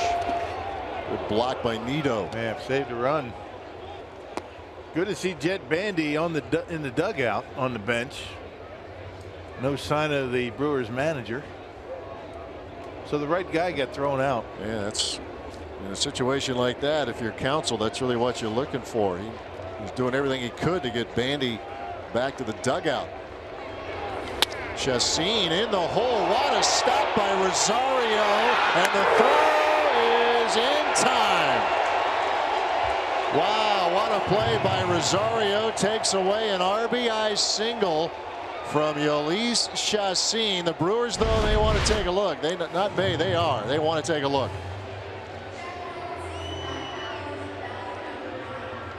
Now, Pat Murphy's in charge, the Brewers bench coach. They're going to want his crew to take a look at that and make sure that Wilmer Flores stayed on the bag.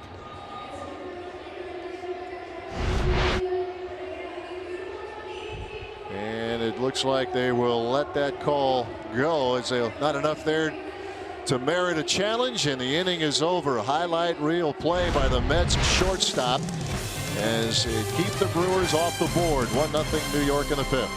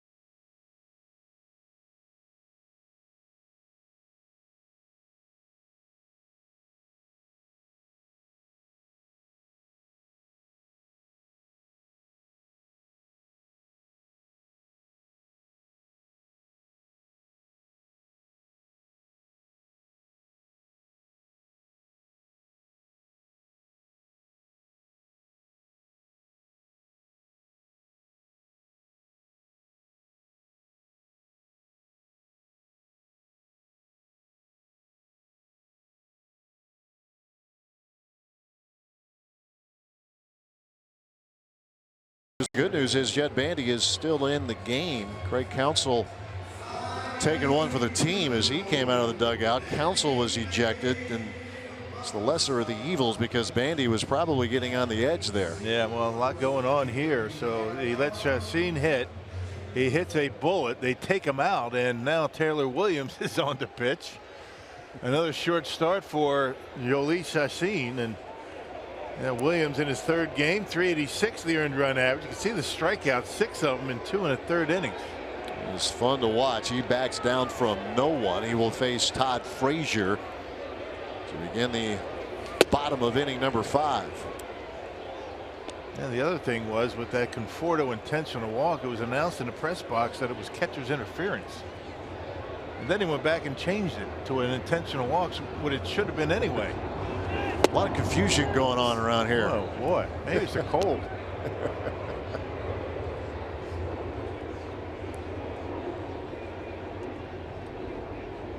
A ball, a strike to Frazier. He's followed by Flores and Rosario.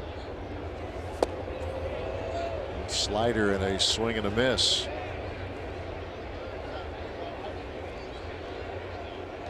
Frazier, a run scoring single in the 1st. Only run of the game so far.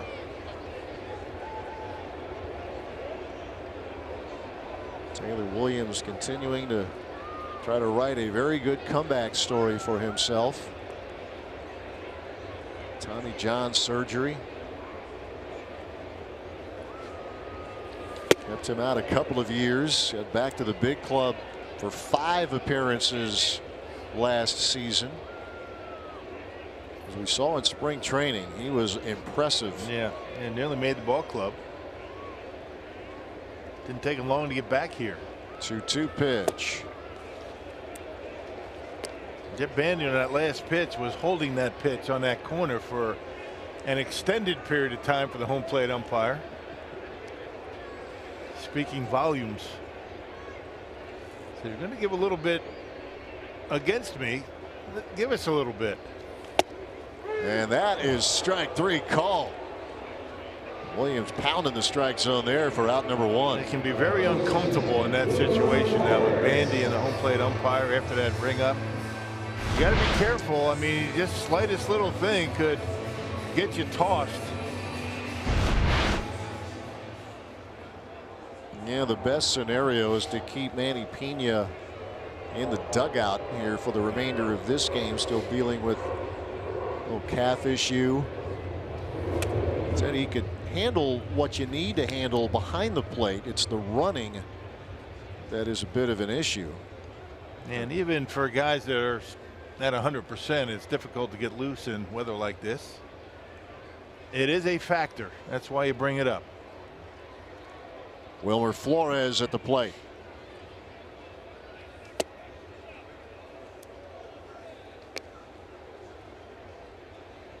Taylor Williams on in relief of Yolis Chassin. 4 innings, 5 hits. He did 85 pitches to get through those 4 innings, but he has kept this game close. Now turning it over to the Brewers bullpen. Only 2 relievers were needed last night.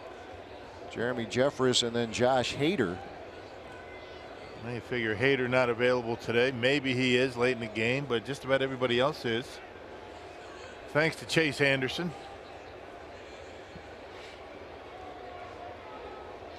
Williams with the 1-2 as he bounces a slider up there. 26-year-old 4th-round draft pick out of Kent State University. Williams from the Pacific Northwest, Vancouver, Washington. The 2-2. He's got the big fastball. He's got good movement on it. Has some good run in on the hands of a right-handed batter. The slider to go with it.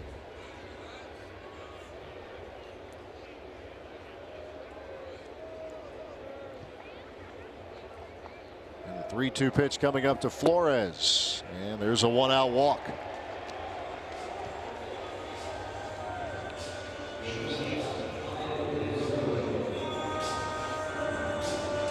Amazing stuff out of Josh Hader all season long, but I think some of his best work, if not his best, as a big leaguer. 6 up, 6 down, 5 punch outs for Hader as he picked up his first big league save. He retired the 8th and 9th for the Brewers for the big win yesterday. And you know, for a guy that works out of the bullpen, he came into the game currently 5th in the National League in strikeout. You're talking starters and relievers. Yeah, that's some impressive material there. The 22 strikeouts.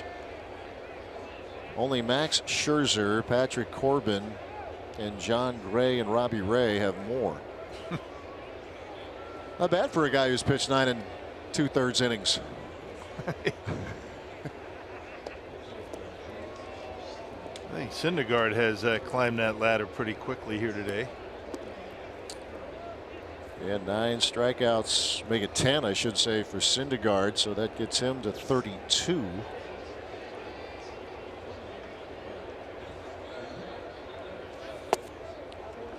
Ball to strike to Rosario. Defensive play of the day so far turned in by Rosario in the top half of this inning. Took away an RBI single from Yolis Chassin. It stranded Hernan Perez at third. Yeah, hardest hit ball by the Brewers all day comes from their pitcher. Of course it does.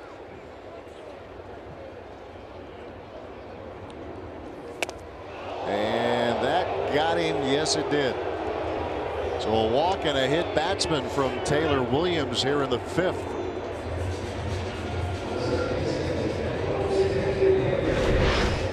And not afraid to work inside, and got that one up and in a little bit too much, right on the back of the arm.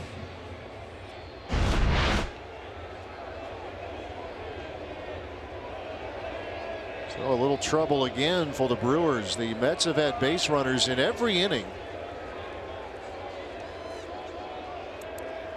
And now Jose Reyes at the plate.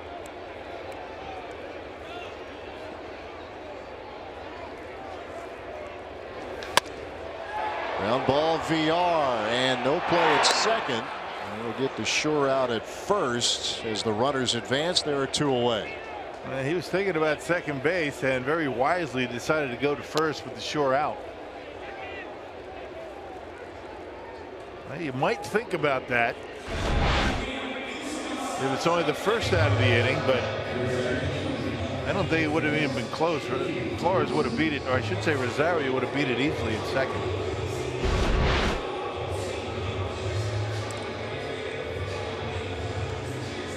Mickey Callaway is going to go to his bench for a pinch hitter as Jay Bruce making the stroll.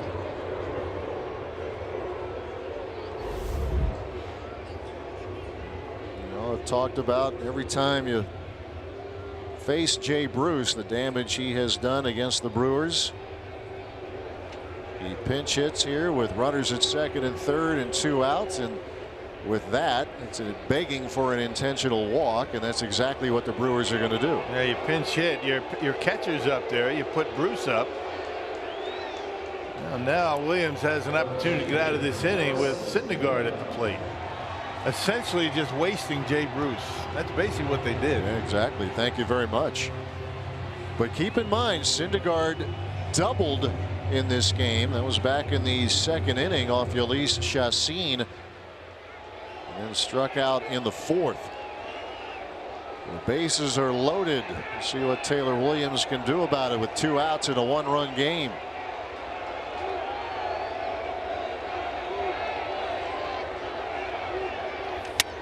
Pops it up, and Williams will call for it. There you go. Inning over. So the Mets continue to leave runners on base. Williams strands them all here in the 5th. It's still a 1-0 lead for the Mets after 5.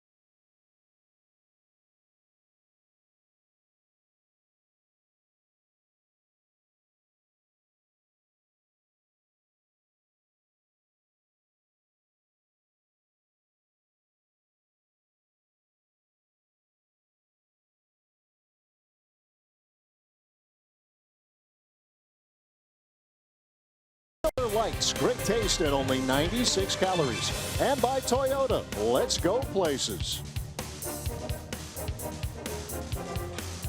Fans all bundled up here at Citi Field on a cold Sunday afternoon. 1-0 lead for the Mets as we head to the 6th. And Brewers Community Foundation harnesses the pride, passion, and commitment of Brewers fans, players, and other supporters to positively impact the community. The foundation focuses on health, education, recreation, and basic needs. So BCF thanks you for all of your support during the season. All right, Sophia, thank you very much. Well, some interesting doings here in the bottom of the 5th inning. 1-0 lead for the Mets. As Jose Lobaton now behind the plate for New York, as Thomas Nido, the 8th place hitter in the order, was pinch hit for. With runners at second and third, Jay Bruce was sent to the plate, and the Brewers naturally took advantage of the opportunity, walked him intentionally. Yeah, kind of wasted him, and you burned 2 guys off your bench. Noah Syndergaard hit for himself and popped up to the pitcher. Not an everyday occurrence. Taylor Williams took charge, and the Mets left him loaded. And Jonathan Villar, top of the order here for the Crew. It's Villar, Aguilar, and Kane. Noah Syndergaard with 10 strikeouts, including a stretch of 8 in a row, until Hernan Perez stopped the streak with a leadoff single in the last inning.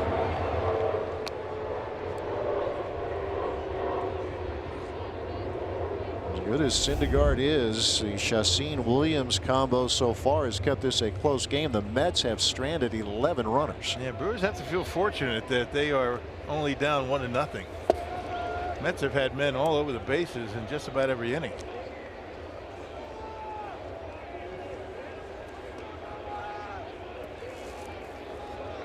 Syndergaard now at a season high in terms of pitch count. This will be number 94 coming up to VR. The 1-2 pitch. And there is strikeout number 11 for Syndergaard. 1 out in the 6th. Yeah, the strikeout totals are, good news, bad news. He's getting the strikeouts, but every time you strike a guy out, you're using a lot of pitches. There's that changeup again. He's used a lot of those. And he has put just about every one of them in that same spot, down and away to a lefty. Another big strikeout day for a pitcher known for having them. Noah Syndergaard. Here's the first at bat of the day for Jesus Aguilar. He came in for Eric Thames. Thames struck out in the top of the 3rd inning. And in the bottom of the 3rd, Aguilar replaced him at first base.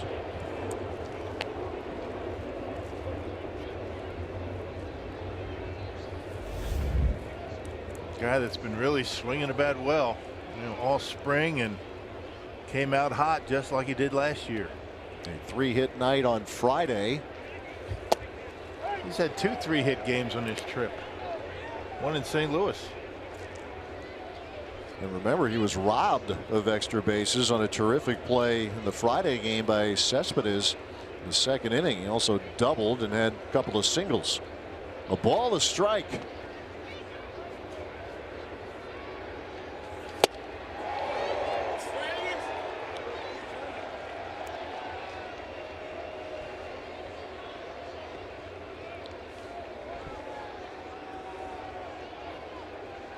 Now 1-2 to Jesus Aguilar. His first time facing Syndergaard here today.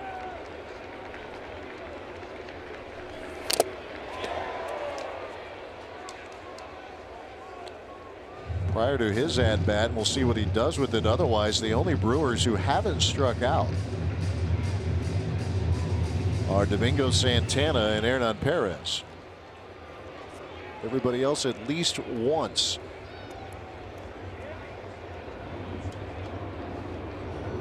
This is Aguilar's first ever at bat against Syndergaard. The 1-2. Sample size is all very low. This Brewers club, Braun not in the lineup. But the only Brewers who have faced Syndergaard coming into this game are Kane, Perez, and VR. 2-2 pitch. And the most impressive pitch for Syndergaard today, without a doubt, is the changeup. You come to the ballpark and you're waiting for 99, 100 miles an hour. You're getting the big velocity, but the impressive thing today is that changeup's been unhittable. He has put that pitch exactly where he wants it all day. Aguilar into left center field, and that's a base hit. He continues to hit as Aguilar with hit number 2 for Milwaukee this afternoon. Well, he's making it more and more difficult on Craig Counsell, keeping him out of the lineup. Every time he plays, he seems like he gets hits. He squares up pitches. Second hit for the Brewers here today. And Mickey Callaway has seen enough with that pitch count climbing. There's a call to the bullpen, a pitching change made. So the Brewers maybe with something going. And Syndergaard's day is done here in inning number 6.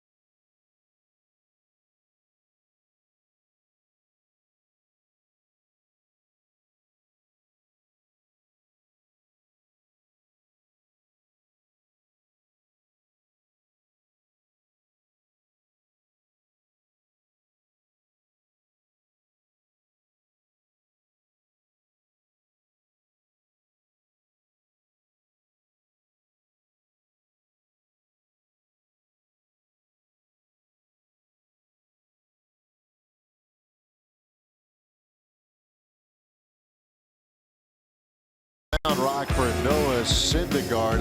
11 strikeouts in the game. Yeah, that's a good thing and a bad thing for Syndergaard and the Mets. I mean, 11 strikeouts impressive. Had 8 in a row.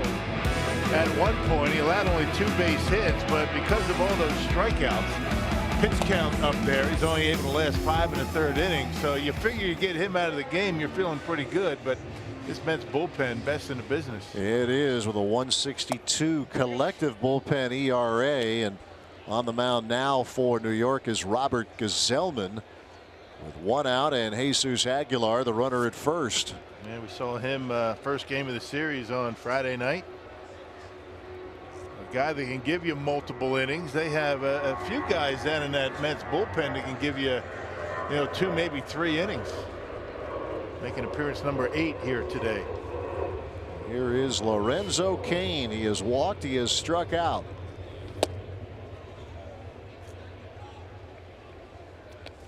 Brewers had a threat in the 5th inning, but Hernan Perez was stranded at third. A terrific play by Ahmed Rosario, taking away what would have been an RBI single from Ulysses Chacin. That's the only real serious threat. First time and only time so far the Brewers have had a runner get to third. 1-0 to Cain. Gsellman is one of those guys that gets an awful lot of ground ball outs. He's got big movement on the fastball. It goes in on the right-hander and down in the strike zone. Big time ground ball pitcher. You say his velocity is up a tick this season from last. 24-year-old, the former starter, 22 starts a year ago.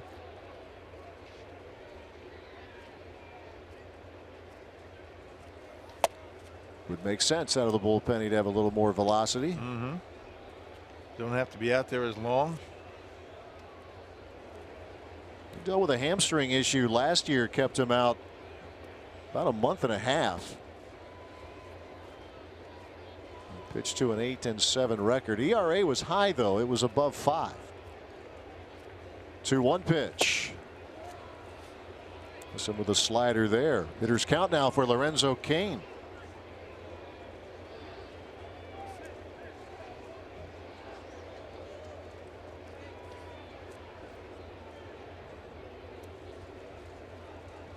Maybe back to the norm for the Brewers after a 4-run win last night. A 1-run game going on this afternoon. And that is ball 4. As that almost got him. Cain is on. Runners at first and second. Man, don't get many walks out of this Mets bullpen. There's a good start. I should say a couple of men on with 1 out. Man, meat of the order coming up for Milwaukee. Travis Shaw. Homered on Friday night. He has 2 bombs so far this year. Aguilar at second. And now Cain reaching via the base on balls.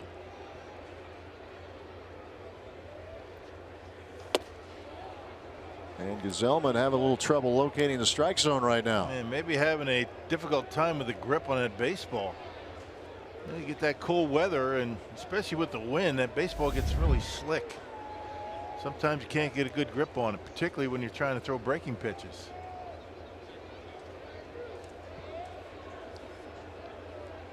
One-0 pitch. Missed again. We've talked in this series, and Craig Counsell has mentioned it, trying to stack some base runners here. Trying to deliver with runners in scoring position. In the series, the Brewers are just 3 of 16. They haven't had a whole lot of traffic today, but they are 0 for 3. Chance here for Shaw.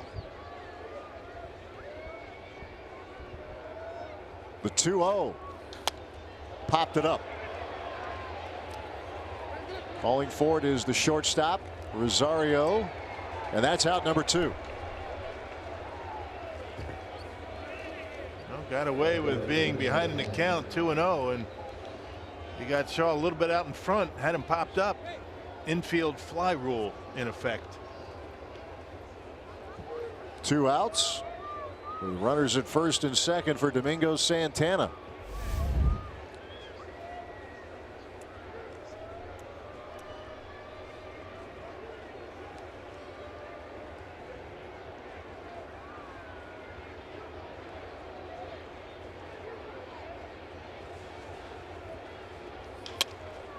Little roller. Frazier under his glove. Rosario's there, but the throw is wide of the bag, and that's a good stop over there by Flores. That saves the Mets a run for the moment. Yeah, that was a heck of a play by the Mets first baseman. Throw way off the mark, and he came off that bag and just smothered it to make sure that tying run didn't score. Good play. It's an infield single. The bases are loaded. It's pretty good concentration by Reyes. Able to get it. What do you figure, an error on Frazier there? They ruled it a hit. Okay. Infield single for Santana, so they're loaded now for Hernan Perez. They stopped the strikeout streak that Syndergaard had at 8 with that leadoff single to left the last inning.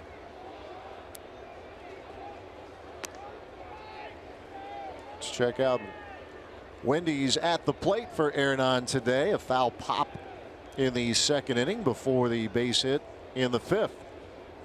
There are your runners. Big chance here for Hernan Perez. And it's 2 balls, no strikes. Syndergaard went 5 1/3, gave up just 1 hit, struck out 11.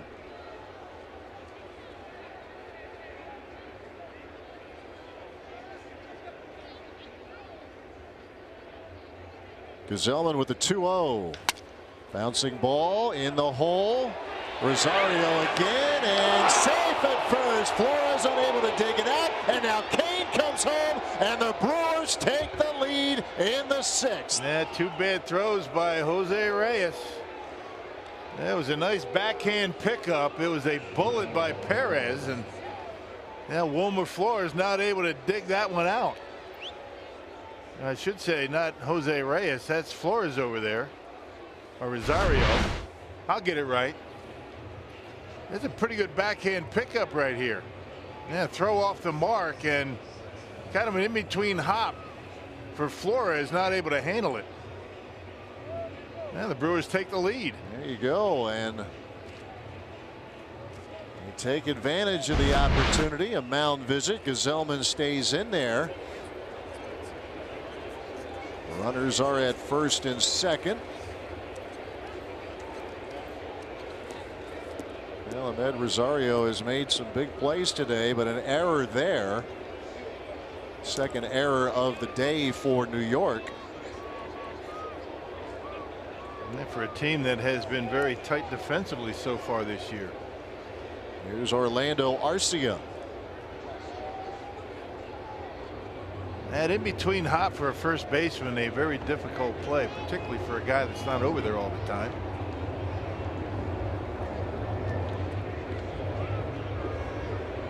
The Brewers had a run taken away from them on a sparkling defensive play in the 5th, but an error opens the gate for Milwaukee to take the lead 1 inning later.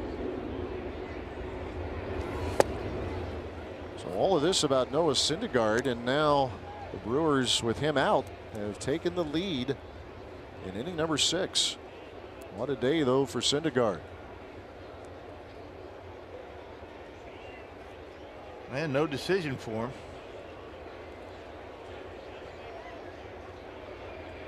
Oh, 0-1 to Arcia. Santana at second. Perez the runner at first.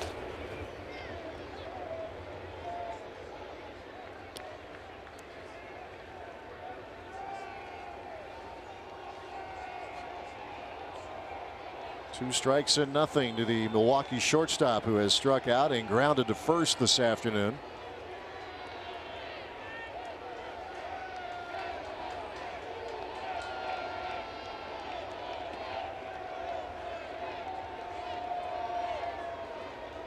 The 2-strike pitch, and that will end the inning.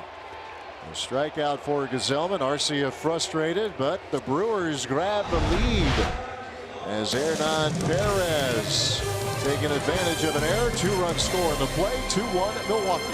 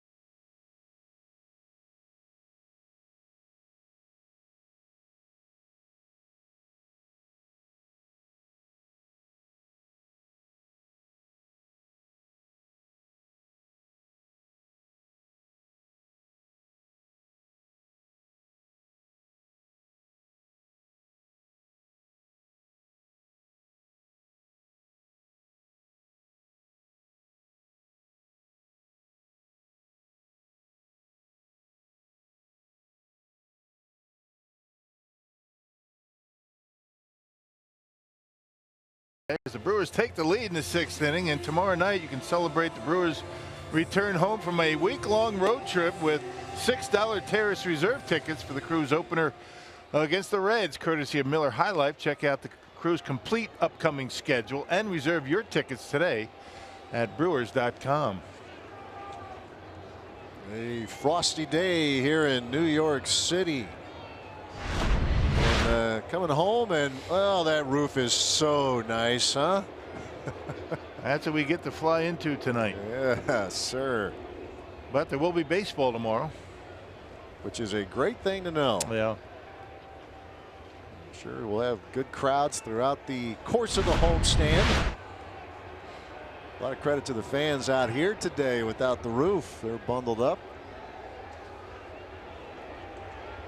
Brewers trying to make it a happy flight, but a long way to go. Second inning of work for Taylor Williams as he will face the top of the order, beginning with Brandon Nimmo.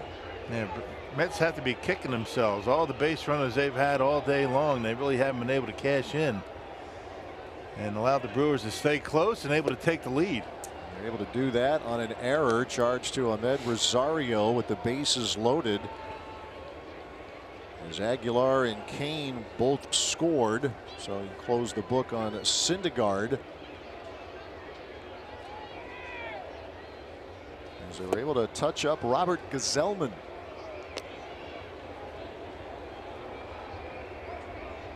The ball, 2 strikes to Nimmo, who's had himself a pretty good day.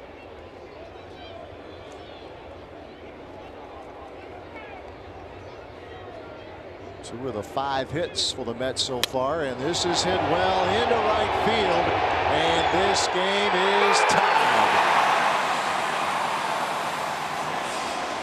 Infield single, a triple, and now a solo home run for Brandon Nimmo, and it's a 2-2 game. Yeah, he golfed one on out of here. And bucking a pretty stiff breeze coming in from right field, and really didn't matter about the win there. That was a slider. You see, ends up getting right down the middle of the plate, and Nimmo knocks it out of here. He hit that one well. Got to hit it well to get it out of here right today. Here's Michael Conforto.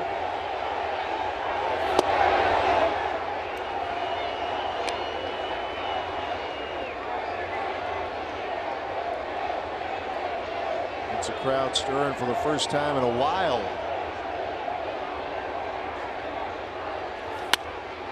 Into left field. Perez going back. At the track for out number 1. He's into showing the baseball today after the catch. And holding on to it. I'll tell you, Conforto hit that one pretty well. Man, first 2 hitters for the Mets in this inning have made pretty good contact. Is today a day you would think about wearing sunglasses?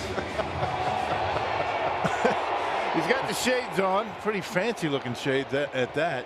There you go. You want the ball? Nope. Can't have it. If he would just lighten up a little bit. Yeah, if he would just learn to enjoy himself.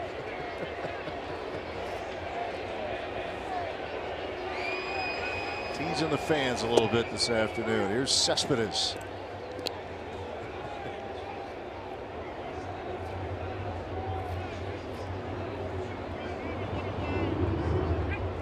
Cespedes has struck out.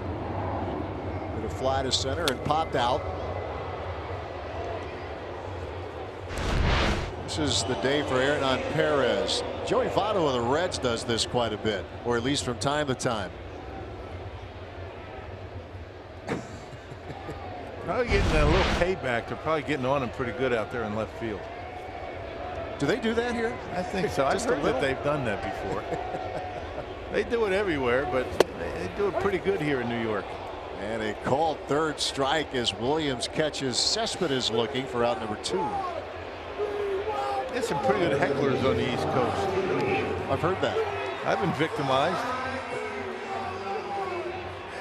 Badge of honor, though. I mean, they must know who you are if they're heckling you. A little bit of a backhanded compliment, maybe. You know, the worst one is when you strike out of Fenway Park. You got about a 50-yard walk back to the dugout, and they have a lot of time to get on you pretty good. Kind of like that guy would. Yeah.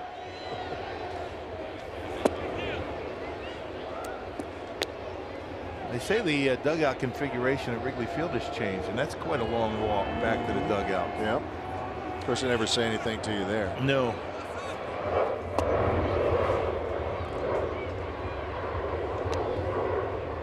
No game in Chicago today. Number of postponements.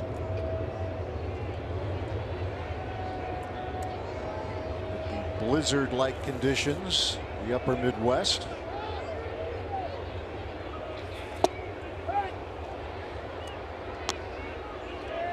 2-1 the count to Todd Frazier. Williams giving up a leadoff homer in this inning to Brandon Nimmo. He has settled down to retire Conforto and Cespedes.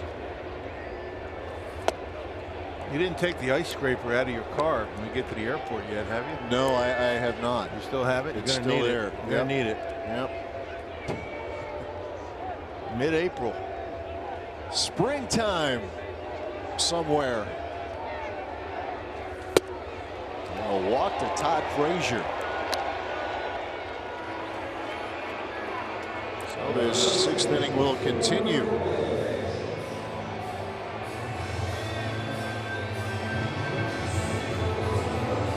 There's Jeremy Jeffress, Milwaukee bullpen.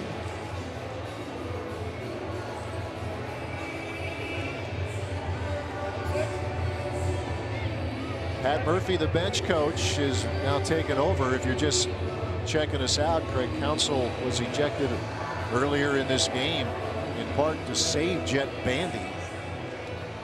You'll see a double switch here, it looks like, as Jeremy Jeffress is ready. And the day will be done for Taylor Williams out of the pen.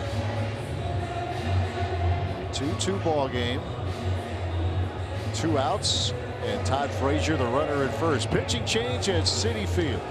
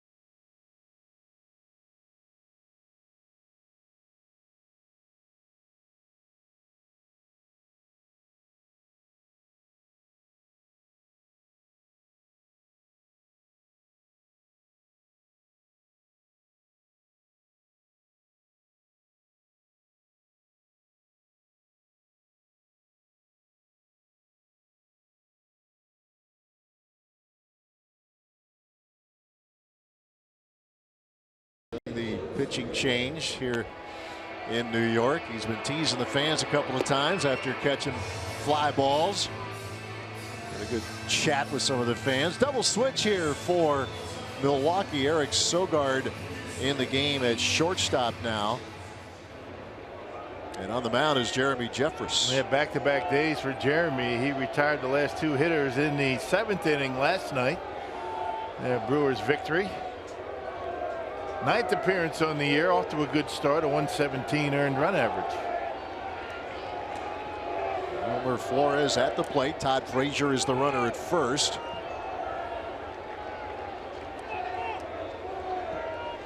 Frazier really dancing off the bag over there. The first pitch is a curveball that missed. Bet that knee buckler had Flores bailing out, almost was a strike. The day for Flores, a foul pop and a fly to left.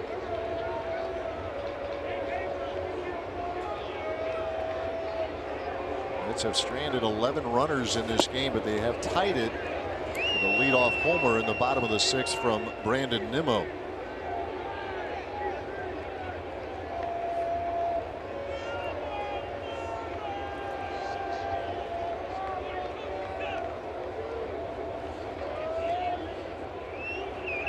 Flores with an average that sits at 174. And there's Travis Shaw, the flip to VR, and that'll do it for the Mets here in inning number 6. So Jeffress comes in and gets the job done. We move to the 7th in a 2-2 game.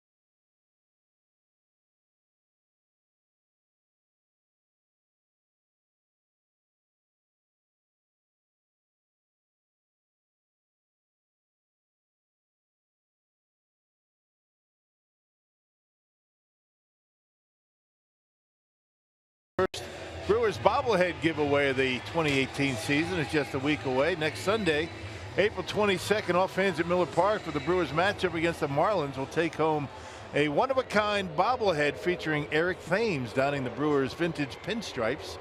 Secure your tickets at brewers.com.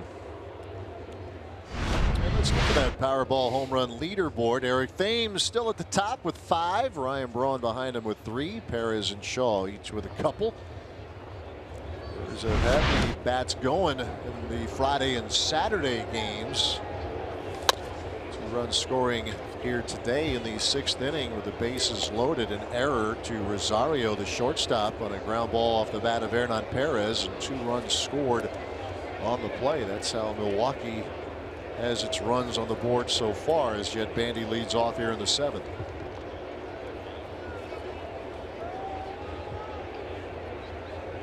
Zellman's still in there, and Bandy loops one into left field, a base hit. There's his first hit of the afternoon. Well, the second time the Brewers have had their leadoff hitter on. Hernan Perez base hit in the 5th. The other time. 4 hits now for the Brew Crew. Sogard, part of that double switch, hitting ninth in the batting order. Did have a pinch single on Friday night. He was in the starting lineup last evening at short.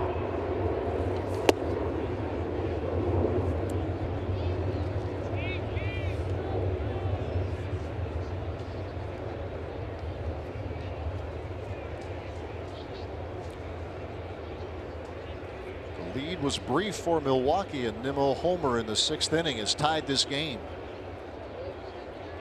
Another battle of the bullpens at Citi Field. 2 balls, no strikes to Sogard.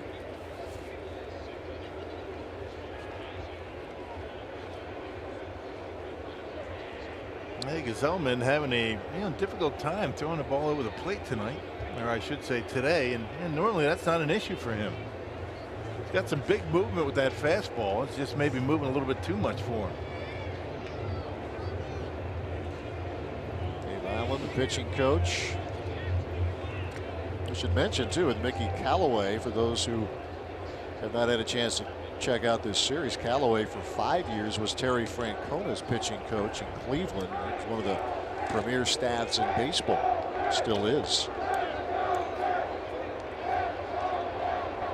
Matter of fact, last year the Indians had the best ERA in the big leagues.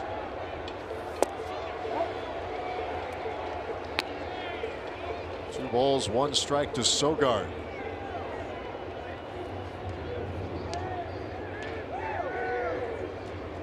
Sogard off the bench, Aguilar off the bench here today.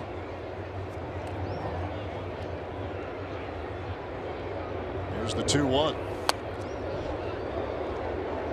I mentioned that because the other two available are Braun and Pena. We've talked about it with Pena. They'd rather not use him, and Braun was in the on-deck circle and then was called back, but he was pulled last night, not in the lineup because of back tightness. It looked like he might get an at-bat early in the game, but it was pulled back.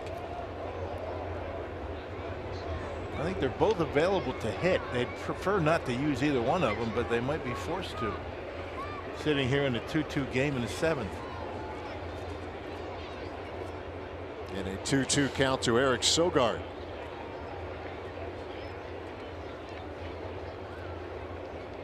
Here it comes.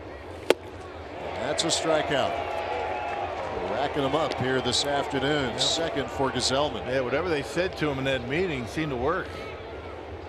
Down in the count 2-0, came back next 3 pitches to get Sogard.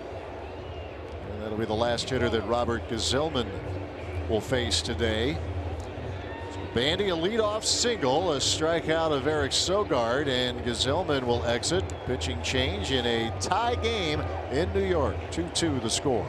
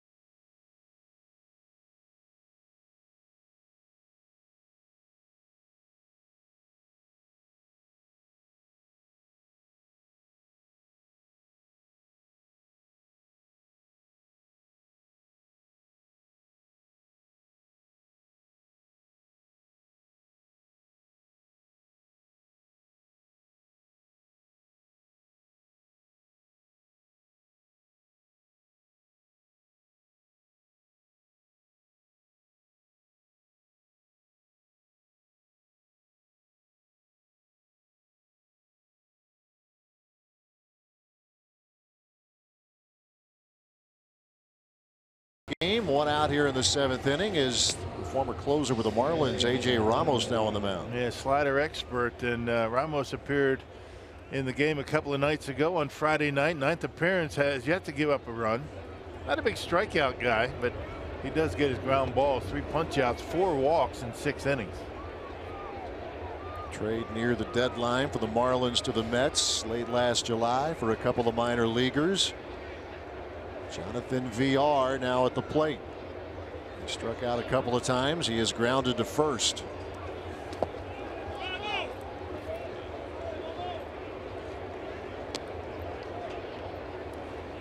VR in the leadoff spot for the 2nd time this season. He was at the top of the order Wednesday afternoon in St. Louis.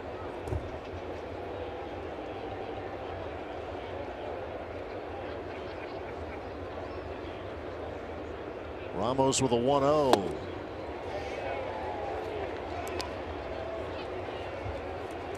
Mets pitching has recorded 13 strikeouts, 11 from Syndergaard, 2 more from Gazelman.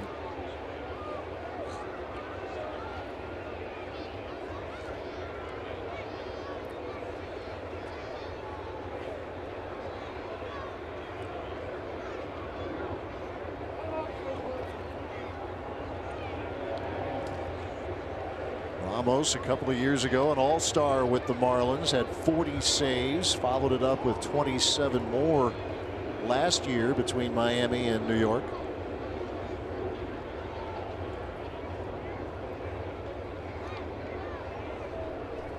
Yeah, likes his breaking ball. He's going to throw a lot of them. Curve balls to lefties. He's got a slider to right-handers, and the whole spot is fastball. Despite the luxury that Callaway has, a couple of former starters, including Gazelman, he can give them multiple innings. A former closer who can serve as more of a setup man in Ramos when you have Juris Familia, who already has 7 saves this year. And that gets away from Lobaton, and Bandy will advance. So the Brewers with a runner in scoring position with 1 out. Yeah, now base hit and take the lead again.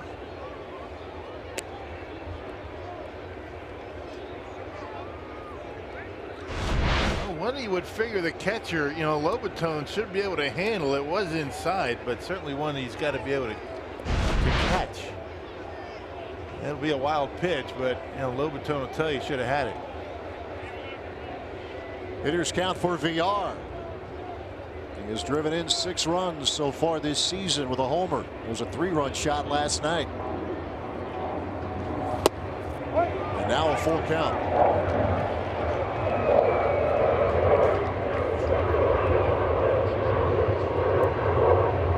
2 runs, 6 hits for New York. 2 runs, 4 hits for the Brewers. 1 error for the Crew, 2 for the Mets. Ramos with a 3-2, and that is ball 4. Missed with a curve, and the Brewers have runners at first and second. Yeah, good job laying off the curveball in a full count. Yeah, Ramos, you know, with first base open, although pretty dangerous to pitch around or be careful with VR with Aguilar coming up. Let's see if Ramos can hang one of those breaking balls and the big fella get into one here. Sounds like a great idea. Aguilar came in for Eric Thames, who left in the 3rd inning.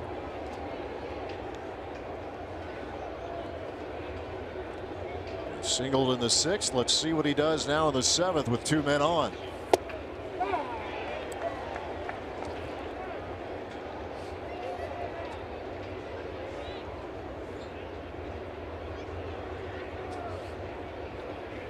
Aguilar be followed by Lorenzo Cain. Now a lot of speed at second base.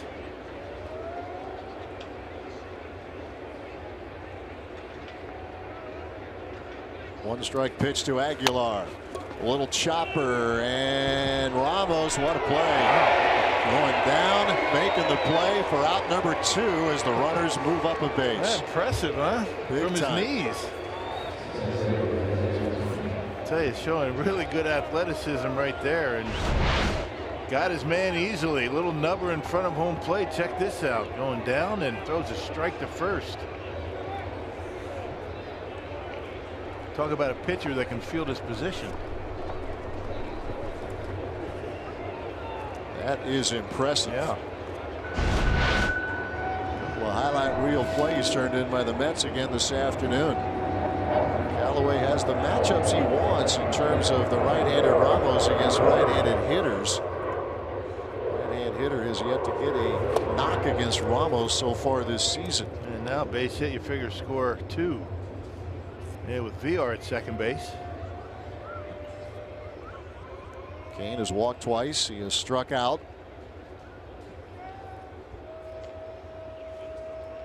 Big opportunity here for Milwaukee in the 7th inning of a tie game. Bandy led it off with a single. Advanced on a wild pitch, and then on the ground out moves to third. VR reach via a walk. The 1-0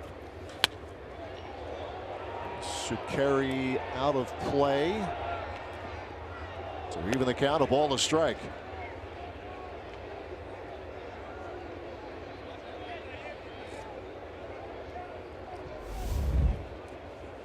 Big moment here for Lorenzo Cain. Big free agent signing toward the end of January. On the same day, the Brewers acquired Christian Yelich in the trade with the Marlins.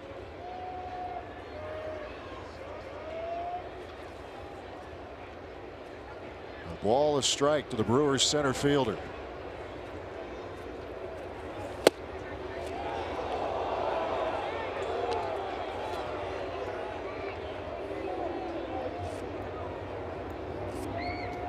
Is making him work here in this series.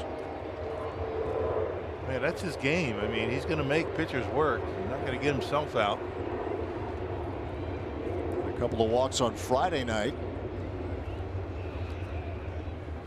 Ramos with a 2-1. Missed again.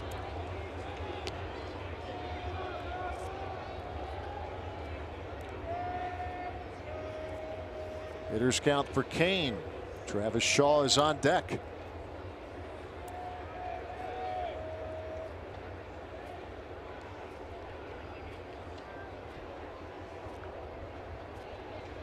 Now the 3-1.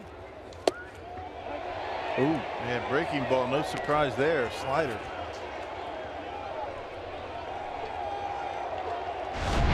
That just does catch the outside corner. Full count now to Kane.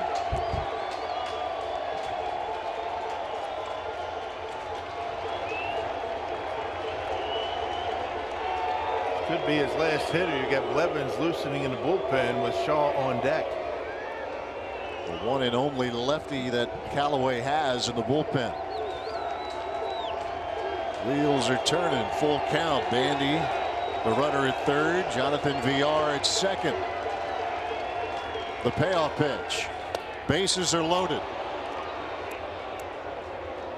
So a single and 2 walks will set the table for Travis Shaw, but it'll be lefty versus lefty as Callaway will turn it over to Jerry Blevins with 2 outs and 3 on here in inning number 7.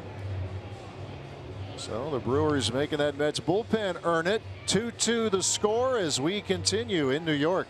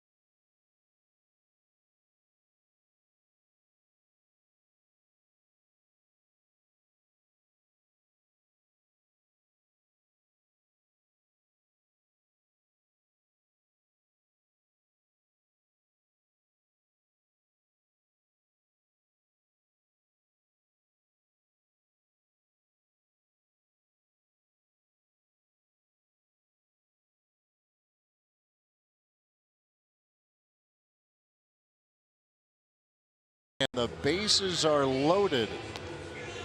Big opportunity right now for Travis Shaw as Mickey Callaway will go lefty versus lefty as Jerry Blevins now on. Yeah, burning his only lefty. Pretty good spot if you're the New York Mets. You got Shaw up with the bases loaded. If you don't bring him in now, why would you bring him in at all, right? 9 appearances now for Blevins. He's been terrific, has not allowed a run. An opponent batting average at only 143. So here we go. Shaw reached on an error in the first. He has since struck out and popped up. And he looks at a strike.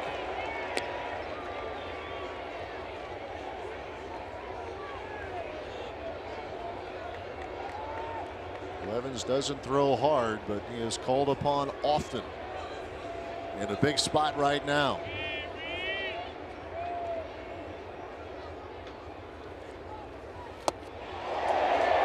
And it's 0-2. Yeah, big curveball ended up right down the middle.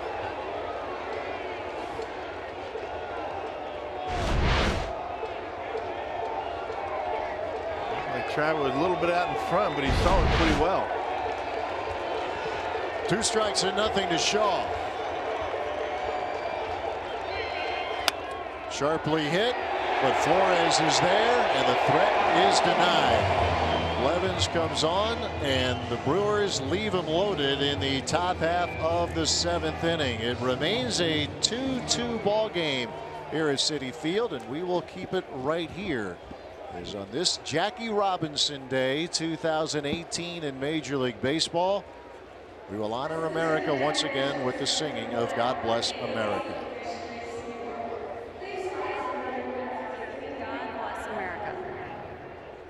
Here representing Autism Awareness Day at Citi Field, please welcome Ethan Don.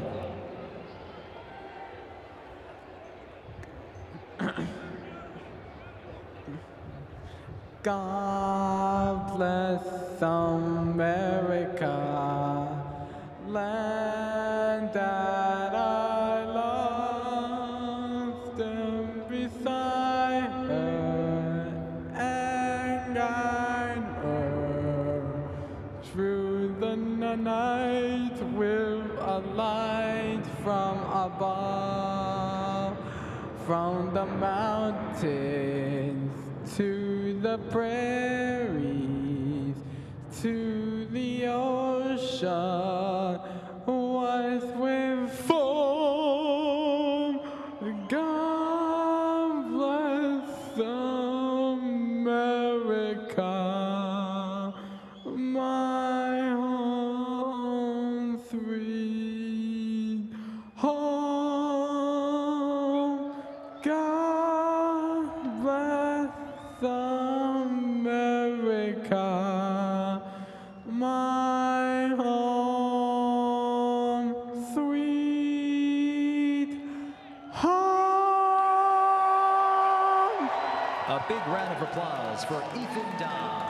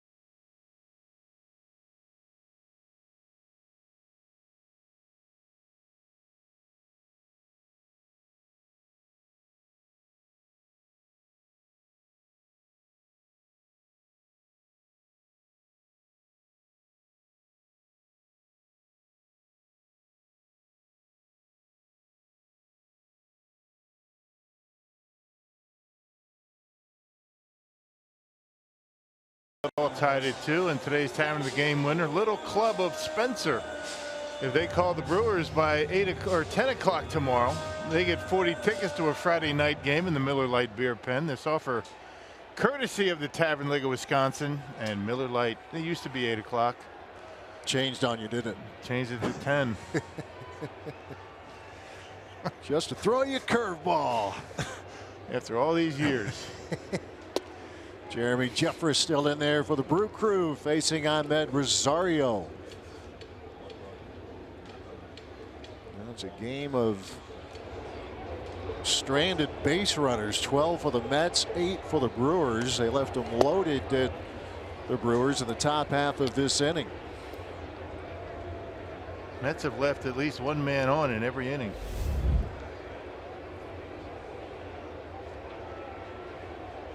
Rosario's day had a big play at short, taking away a run, but also had an error that resulted in the 2 Brewers runs. It was in inning number 6.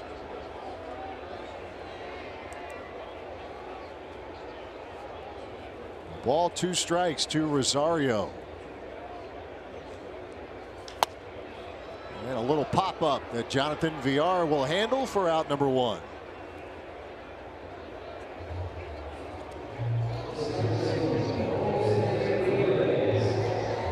Chassin with the first 4 innings gave up 5 hits. Taylor Williams an inning and 2/3.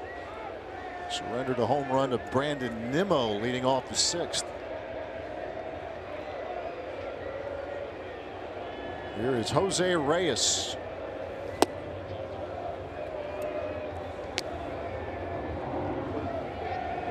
Two fly balls and a ground out to second.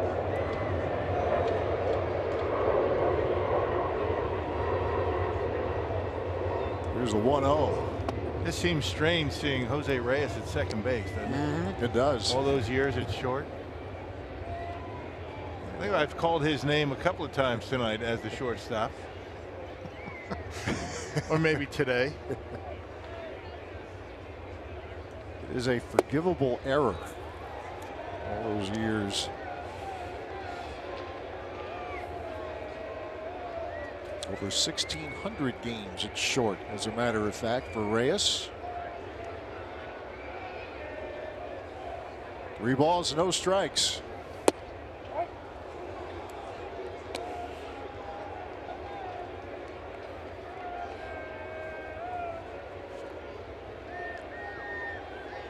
Brewers bullpen trying to keep this game even as we get into the late innings. Series finale with the Mets. 3 balls, 1 strike.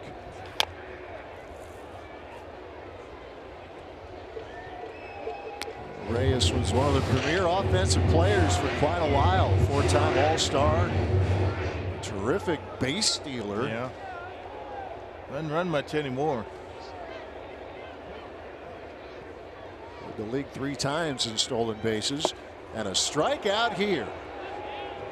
Jeremy Jeffress retiring the first 2 Mets here in the bottom of the 7th. Jeremy coming all the way back, didn't want to walk him. And able to get him to split change. It is a big pitch for him. It has been a big difference maker for Jeremy. Something off speed to those lefties to go along with the curveball. Getting more and more confidence in that pitch as time goes on. Here is Jose Lobaton. Tomas Nido started the game behind the plate. In a strange move with runners at second and third and 2 out. Callaway lifted Nido for Jay Bruce. The Brewers walked him and took their chances on Syndergaard. Got him to pop up. Yeah, that one didn't. That was a head scratcher. I mean, not quite sure why you would do that. You burn Jay Bruce. He's done. You have to add a catcher. So it's basically a 2-for-1. You take one guy out and you have to put 2 guys in. 2 strikes and nothing to Lobaton.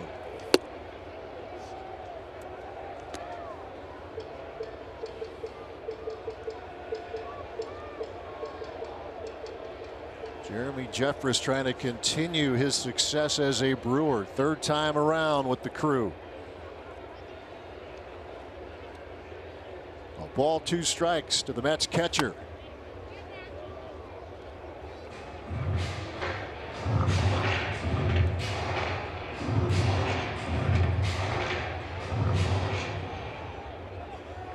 One-run game on Friday night. Brewers winning 5-1 last night. Today, more to the norm, at least so far this year for Milwaukee. A close game. The 1-2. A close, low-scoring game at that. Hey, right.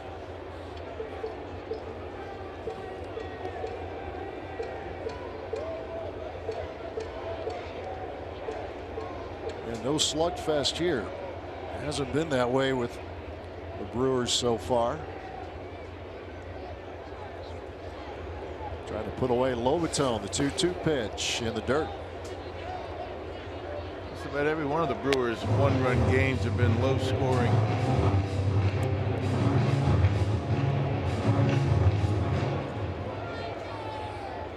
They are 5-1 in one-run games. The one loss was Friday evening. Full count to Lobatone. Jeffress retired Rosario and Reyes. And he gets Lobatone as well. A 1-2-3 inning for Jeremy Jeffress with a couple of strikeouts in the inning. Domingo Santana, we know he loves Sundays. That was the case last year. Maybe it'll be the case today.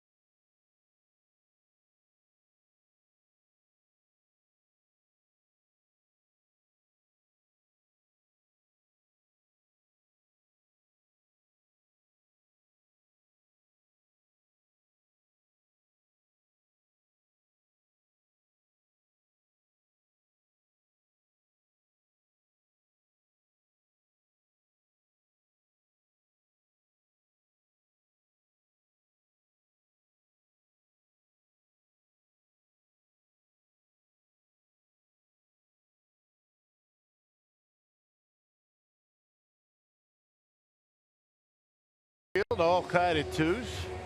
Hey, no matter where you are, you'll never miss a second of the action, Matty, with MLB.TV Premium. Enjoy HD streams of all out-of-market games on over 400 different devices. Plus, get a free MLB.com at-bat premium subscription when you sign up. I love it.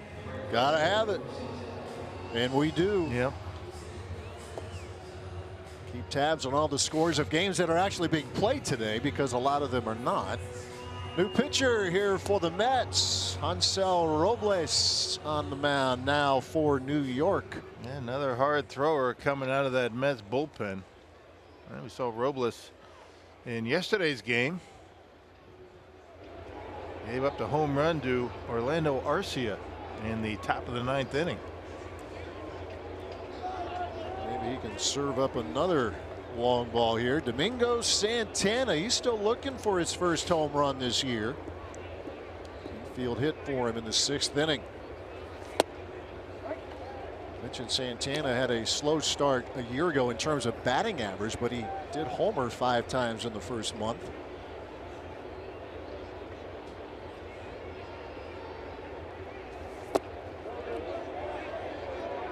And he offered 2 strikes and nothing to the Brewers right fielder.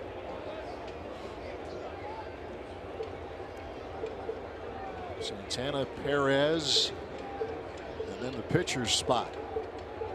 Here in inning number 8. And a strikeout of Santana to start the frame. And a couple of sliders, then the high fastball at 93 miles an hour.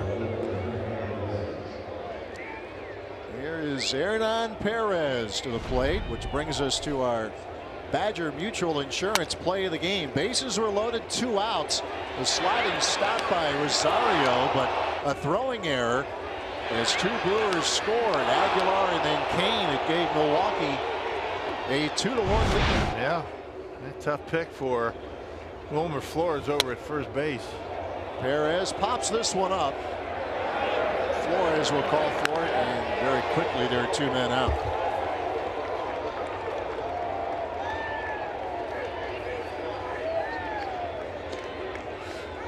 In the pitcher's spot, we saw Braun in the on-deck circle earlier in this game, was called back, and not called back this time, as he will have a pinch hit appearance.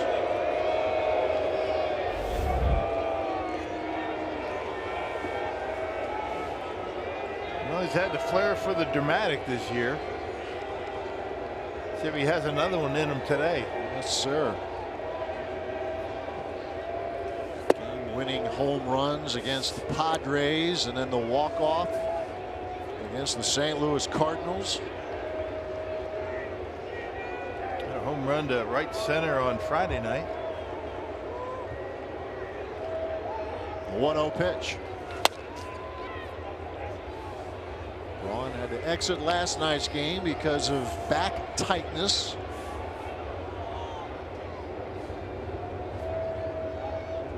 Serving as a pinch hitter here with 2 outs and the bases empty in the 8th inning. A ball, a strike. Brewers with just 4 hits in the game. Mets with only 6. A lot of runners have been stranded. 8 for the Crew and 12 for New York. Robles with a 2-1. And that is hit in the air, shallow, right center field. And Conforto will put it away, and Nemo rather puts it away. And the Brewers are retired in order. We move to the bottom of the 8th, still tied at 2.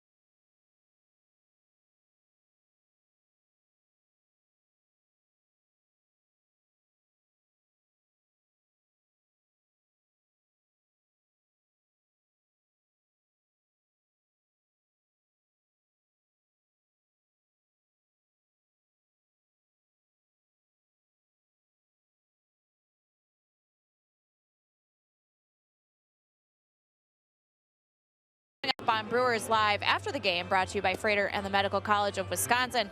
Noah Syndergaard, the Brewers had a tough time seeing him tonight. He had 11 strikeouts in 5 1/3 innings, gave up just 2 hits as well. So we'll take a look at the Brewers offense against Syndergaard. And we're celebrating Jackie Robinson Day all across the big leagues. Everyone wearing number 42. The Robinson family was here at Citi Field for a great pregame ceremony. So we'll look back on Jackie Robinson's legacy and career, and we'll hear from manager Craig Counsell coming up after the game.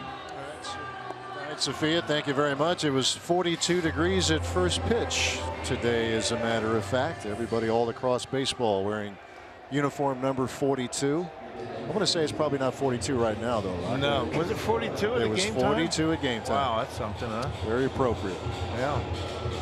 Dan Jennings now on the mound for the Crew. He's going to see some lefties here, and that's why he is on the bump right now for Milwaukee in a tie game in the bottom of the 8th inning. Yeah, got a pinch hitter. It's going to be Cabrera, the switch hitter, then a couple of lefties. That's why Jennings is on. 8th appearance for Dan Jennings, at .235 earned run average. Last time we saw Jennings was Friday night here in New York. Cabrera off to a good start at the plate here for the Mets this season. The task for Jennings is to keep this game tied. Take that to the 9th inning.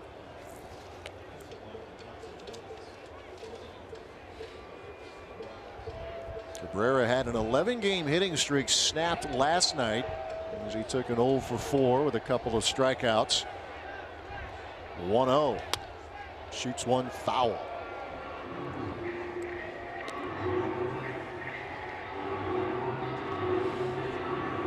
Chacin started, followed by Taylor Williams and Jeremy Jeffress. Good work by Jeffress out of the pen. A couple of strikeouts and an inning and a third. Again, good work out of Jeremy all year. Here's the 1-1. Or at least the first 2 weeks plus. Yeah, been solid, more than solid. Terrific. That split change has been a difference maker for him.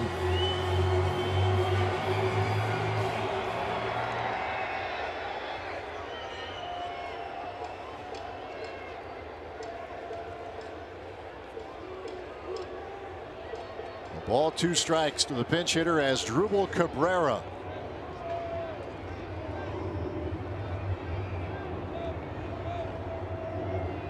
One, 2 on the way.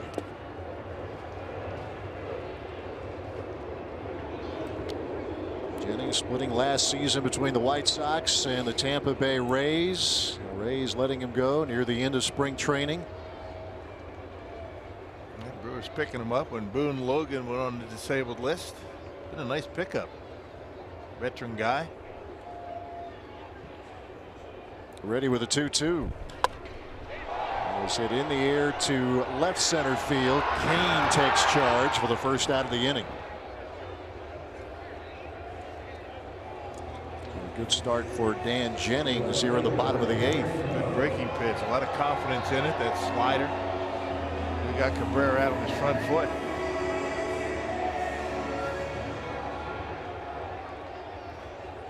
Well, now the man who tied the game in the 6th inning with a leadoff homer, Brandon Nimmo. His first of the year after hitting 5 last year. He has singled and tripled as well.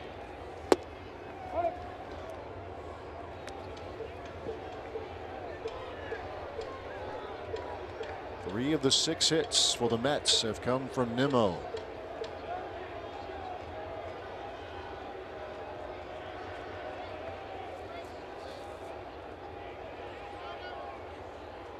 Here's Jennings with a 1-strike pitch. Tried the fastball.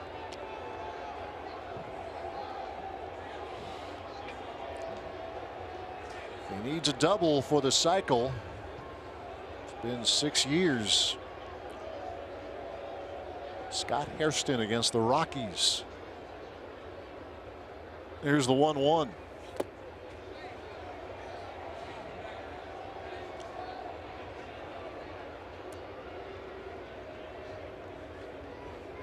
Jennings, when he's on, will get a lot of ground balls.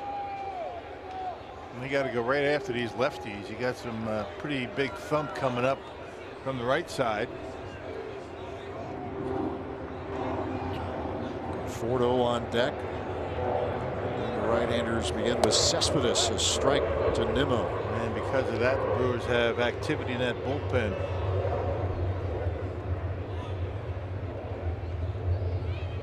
Jennings, a 30-year-old out of Berkeley, California, played his college ball at the University of Nebraska. There's Jacob Barnes getting loose. Under the watchful eye of Lee Tunnell. 2 balls, 2 strikes. Stays alive. Brewers pitchers have recorded 8 strikeouts, 4 from Chacin, 2 apiece from Williams and Jeffress.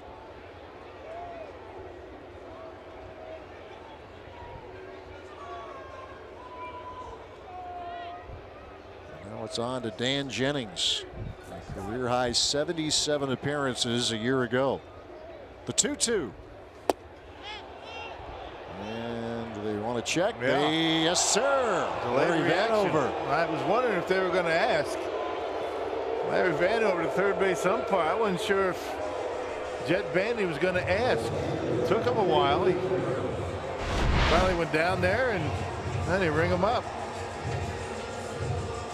Yep. Okay. Yeah. Ask him. Okay. Yep. Up. See ya. Crew chief Larry Vanover over at third today.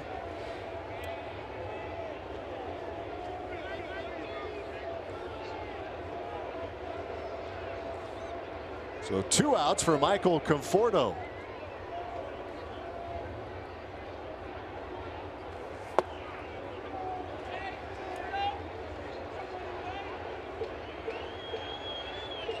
Conforto has been on base 3 times. Reached on an error, singled, was intentionally walked. Last at bat hit a fly ball to left field. 2 balls, no strikes.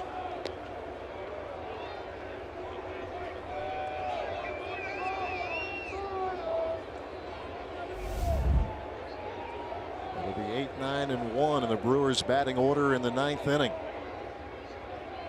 Looking to keep this game tied.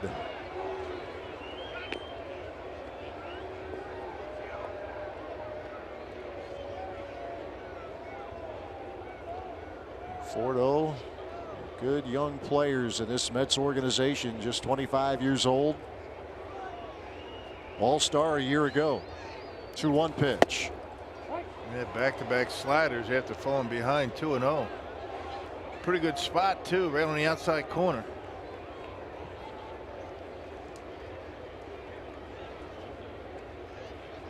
Jennings got a fly ball from Asdrubal Cabrera, struck out Brandon Nimmo.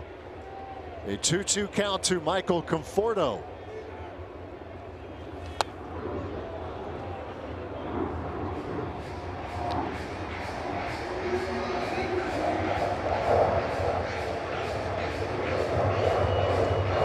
Mentioned the 77 appearances he had last year, 64 the year before with the White Sox.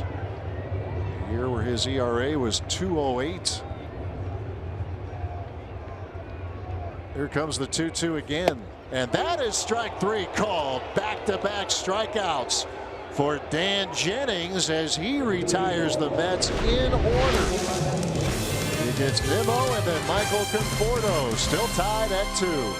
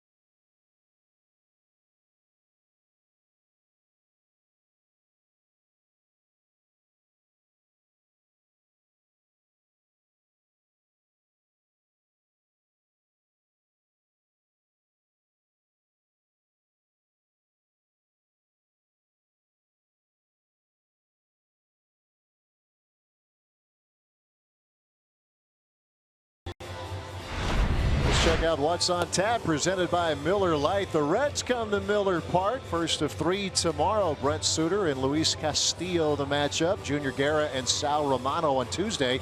Zach Davies and Tyler Malley on Wednesday afternoon. Our coverage tomorrow begins at 6 o'clock on Fox Sports Wisconsin. First look at the Reds this year for Milwaukee. See if they can get out of here with a win. Tie game in the 9th. Juris Familia now on the mound for the Mets. Yeah, picked up a save on Friday night and looked good doing it. This guy's been on a roll, throwing well. 9 innings of nothing so far for Familia. Jet Bandy will lead things off for Milwaukee. And that is strike 1.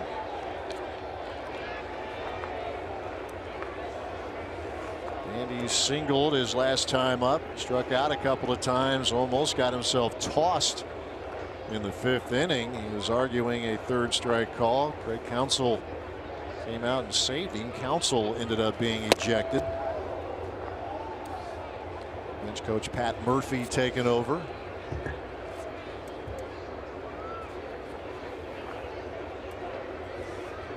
In this Mets bullpen, the best in the big leagues. A 1.62 ERA coming into the game. Opponents hitting just a .197 against it.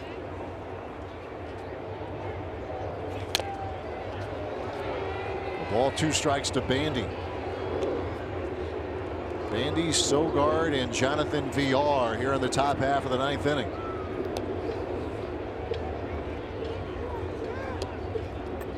See the work of Juris Familia, ready with the 7 saves. Number 7 coming on Friday. A ball, 2 strikes to Bandy.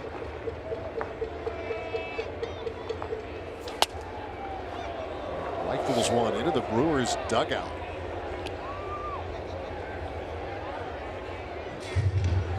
They're all able to smile about it.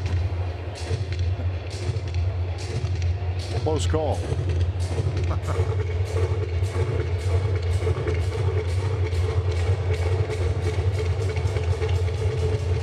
All huddled together in that dugout trying to stay warm. That's a challenge today. Wind whipping around. Bandy trying to get something started here for the Crew in the 9th inning. And he looks at a called 3rd strike, and that is out number 1.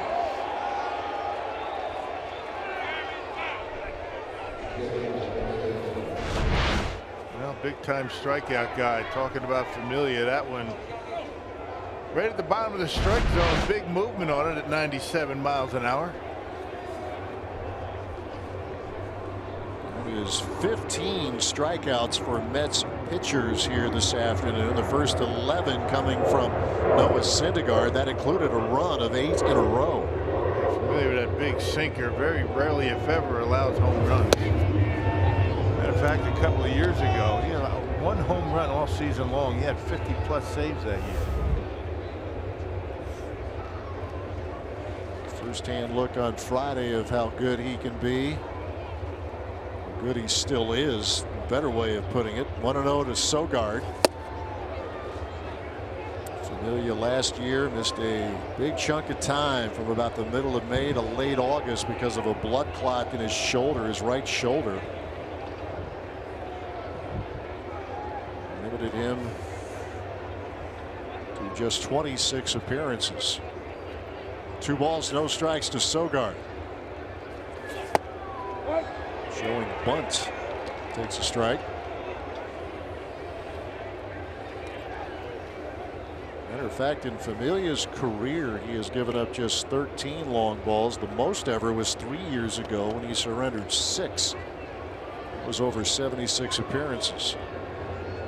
2-1. That cost him a strike.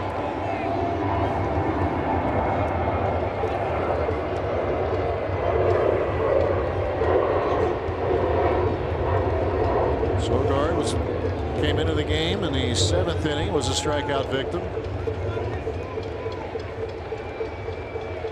A 2-2 count on him here with the bases empty in inning number 9.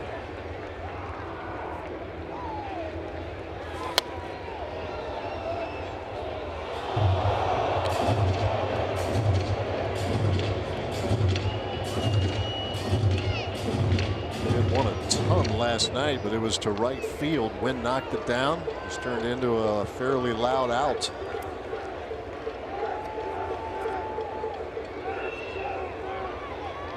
Familia loads up again. 2-2 pitch coming. There's another strikeout. Back-to-back strikeouts for Juris Familia here in the ninth.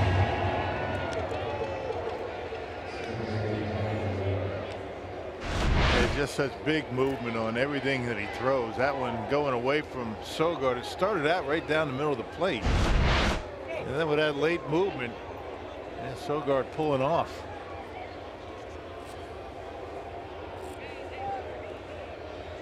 Two outs, bases empty for Jonathan Villar.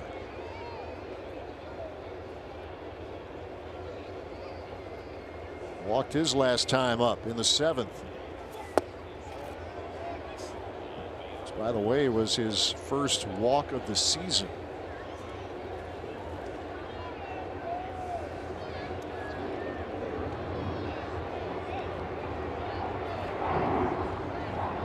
Trying to keep this inning going as Aguilar is on deck. 1-0. Be nice to be able to figure out a way to get Aguilar up the plate here. Maybe take one in this situation. He doesn't walk many, though. I mean, if you get one to hit, I guess go after it. 2 balls, no strikes.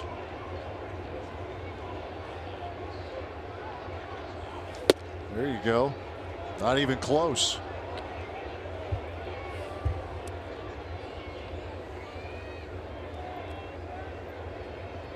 Villar's big hit in this series was last night, a 3-run homer.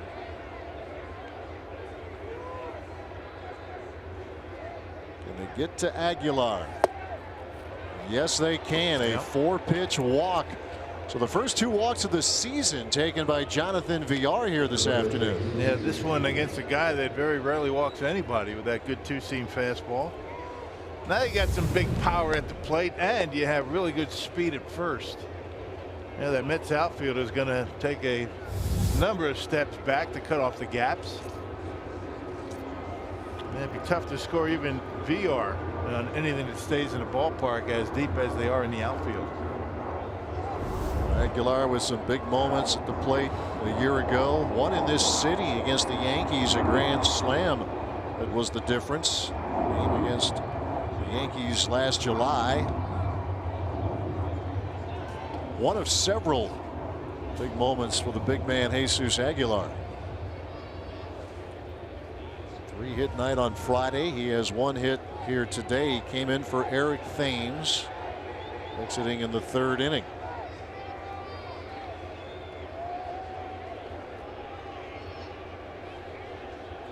Villar is running, and the pitch pops out of the mid of Lobaton, so Villar has second.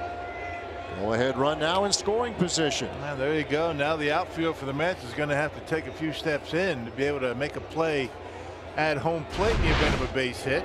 Look at that lead. Villar, big lead, good jump, and Lobaton can't get the handle on it. That was a slider that time. Not sure where it missed. Looked like a pretty good pitch. 3rd stolen base in as many attempts for Villar. 1-0 the count to Jesus Aguilar. Hitting a cool .444.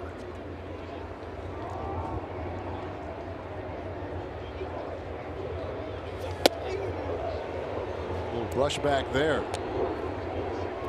Brewers today 1 for 9 with runners in scoring position. There you see it. Mets have struggled mightily in that area as well. Mentioned the moments Jesus had at the plate last year, still looking for his first RBI this year. Familia ready with a 2-0 pitch, but he will keep an eye on Villar first.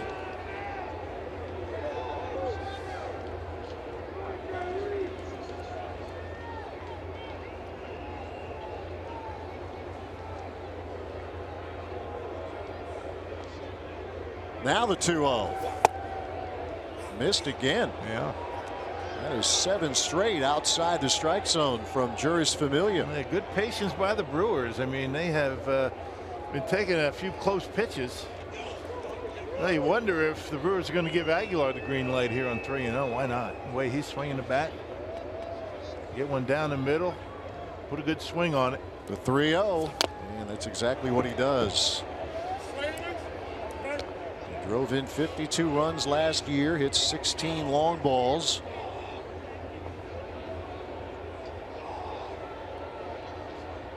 Already a couple of 3-hit games this season.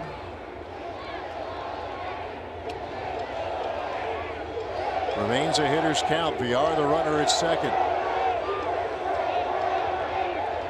Here's the 3-1. And hot shot on a hop to Rosario. And the throw dug out by Flores, inning over. The Brewers strand another runner. That's 9 of them left on base. We go to the bottom of the 9th, tied at 2.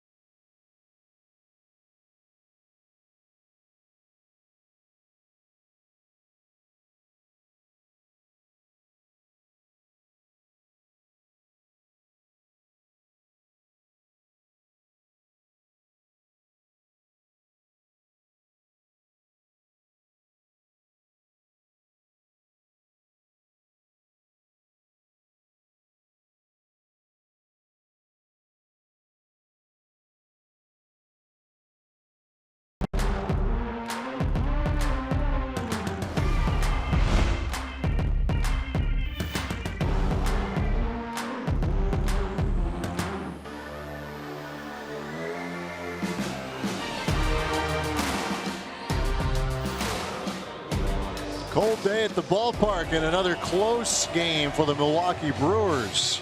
Tied, as a matter of fact, as we move to the bottom half of the 9th inning. Brewers had a chance. Villar was at second, but Jesus Aguilar grounded sharply to shortstop. So it's the job of Matt Albers to push this game to extra innings. Yeah, Wednesday, Albers picked up his first save of the season. That was a Wednesday afternoon game against the Cardinals. 2/3 of an inning, couple of hits, a strikeout. It was his 3rd career save. Cespedes, Frazier, and Flores here in the home 9th inning for New York. And he almost hit Cespedes. Not sure how to get out of the way of that. Neither am I.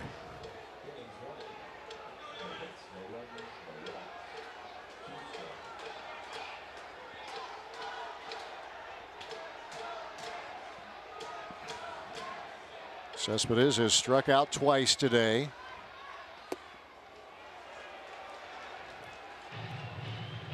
Two balls, no strikes.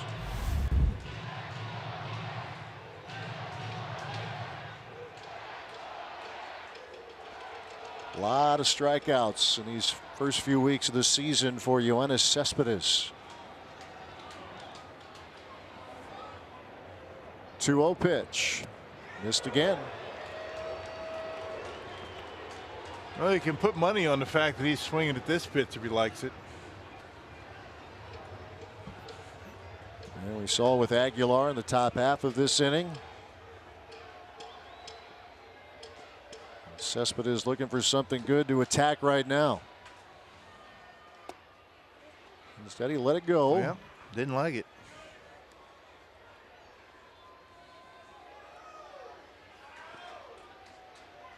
Three balls, one strike. And Cespedes faces Matt Albers. Big year last year with the Nationals. Little chopper over to Travis Shaw. And that's out number one. Yeah, jammed him. Yeah, good two-seamer, hit on his hands and ate him up. Good job coming back by Matt Albers. Fell behind 3-0 and able to get him. And check out the movement going in on Cespedes. That was actually in off the plate. An easy ground out to third. Here's Todd Frazier. Always dangerous Todd Frazier. RBI single for him in the first inning. Home run threat every time he steps in there.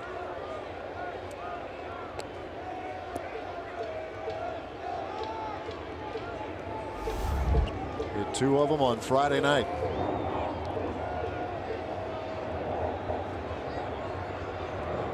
Mets with 6 hits, the Brewers with just 4.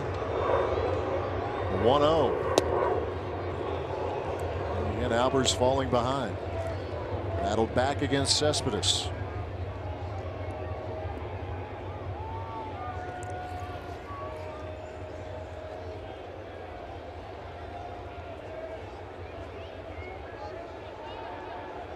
And a good series at the plate for Frazier. 2-0. Caught the corner. Yeah, come back two-seamer.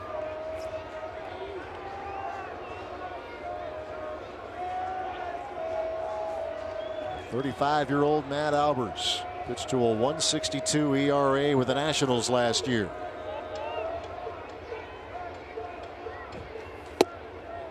And he battles back with Frazier to even the count. I'm surprised he took that one. That's his bread and butter, that fastball middle in.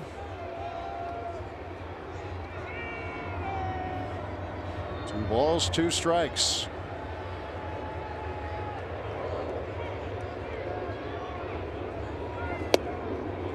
And it runs full to the Mets' third baseman.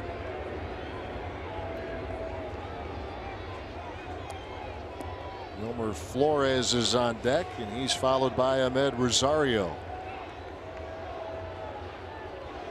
Be careful with Frazier here.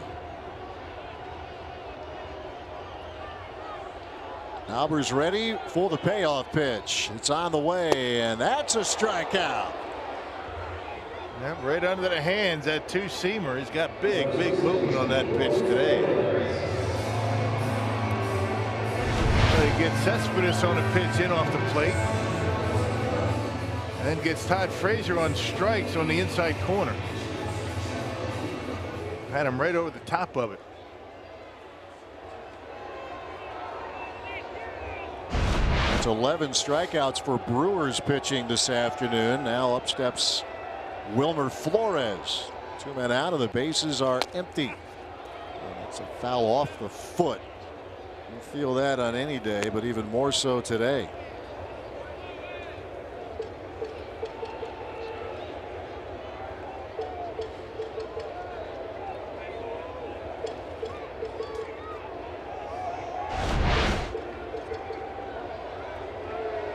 Yeah, that guy right below the knee.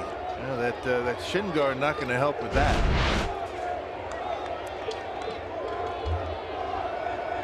Flores has reached one time. He walked to the 5th inning.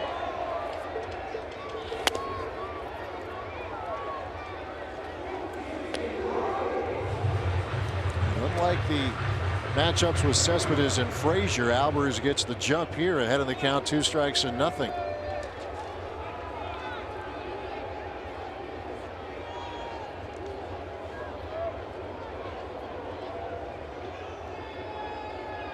Trying to send this game to a 10th inning. Here's the 0-2. Just missing. Low and away.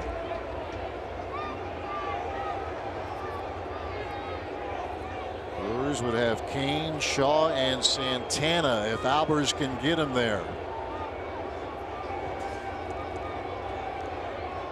Ball 2 strikes to Wilmer Flores. Here it is, and that is hit well into left center field, and the Mets win it. A 2-out, 2-strike walk-off home run from Wilmer Flores gives the Mets a 3-2 victory.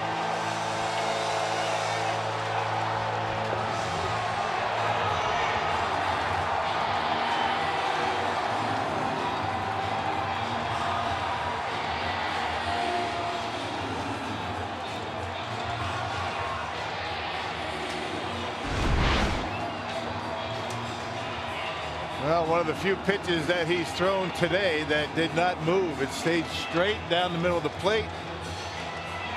And Wilmer Flores with his first hit of the game, a walk-off. Well, the Brewers end up a 3-3 record on the road trip. A 1-run loss on Friday, and the other setbacks via the walk-off home runs. Matt Carpenter last Tuesday in St. Louis, and Wilmer Flores this afternoon. The Mets win at 3-2. Stick around. Craig Deshawn and Jerry Augustine are ready to roll with Brewers Live. They're coming up next on Fox Sports Wisconsin.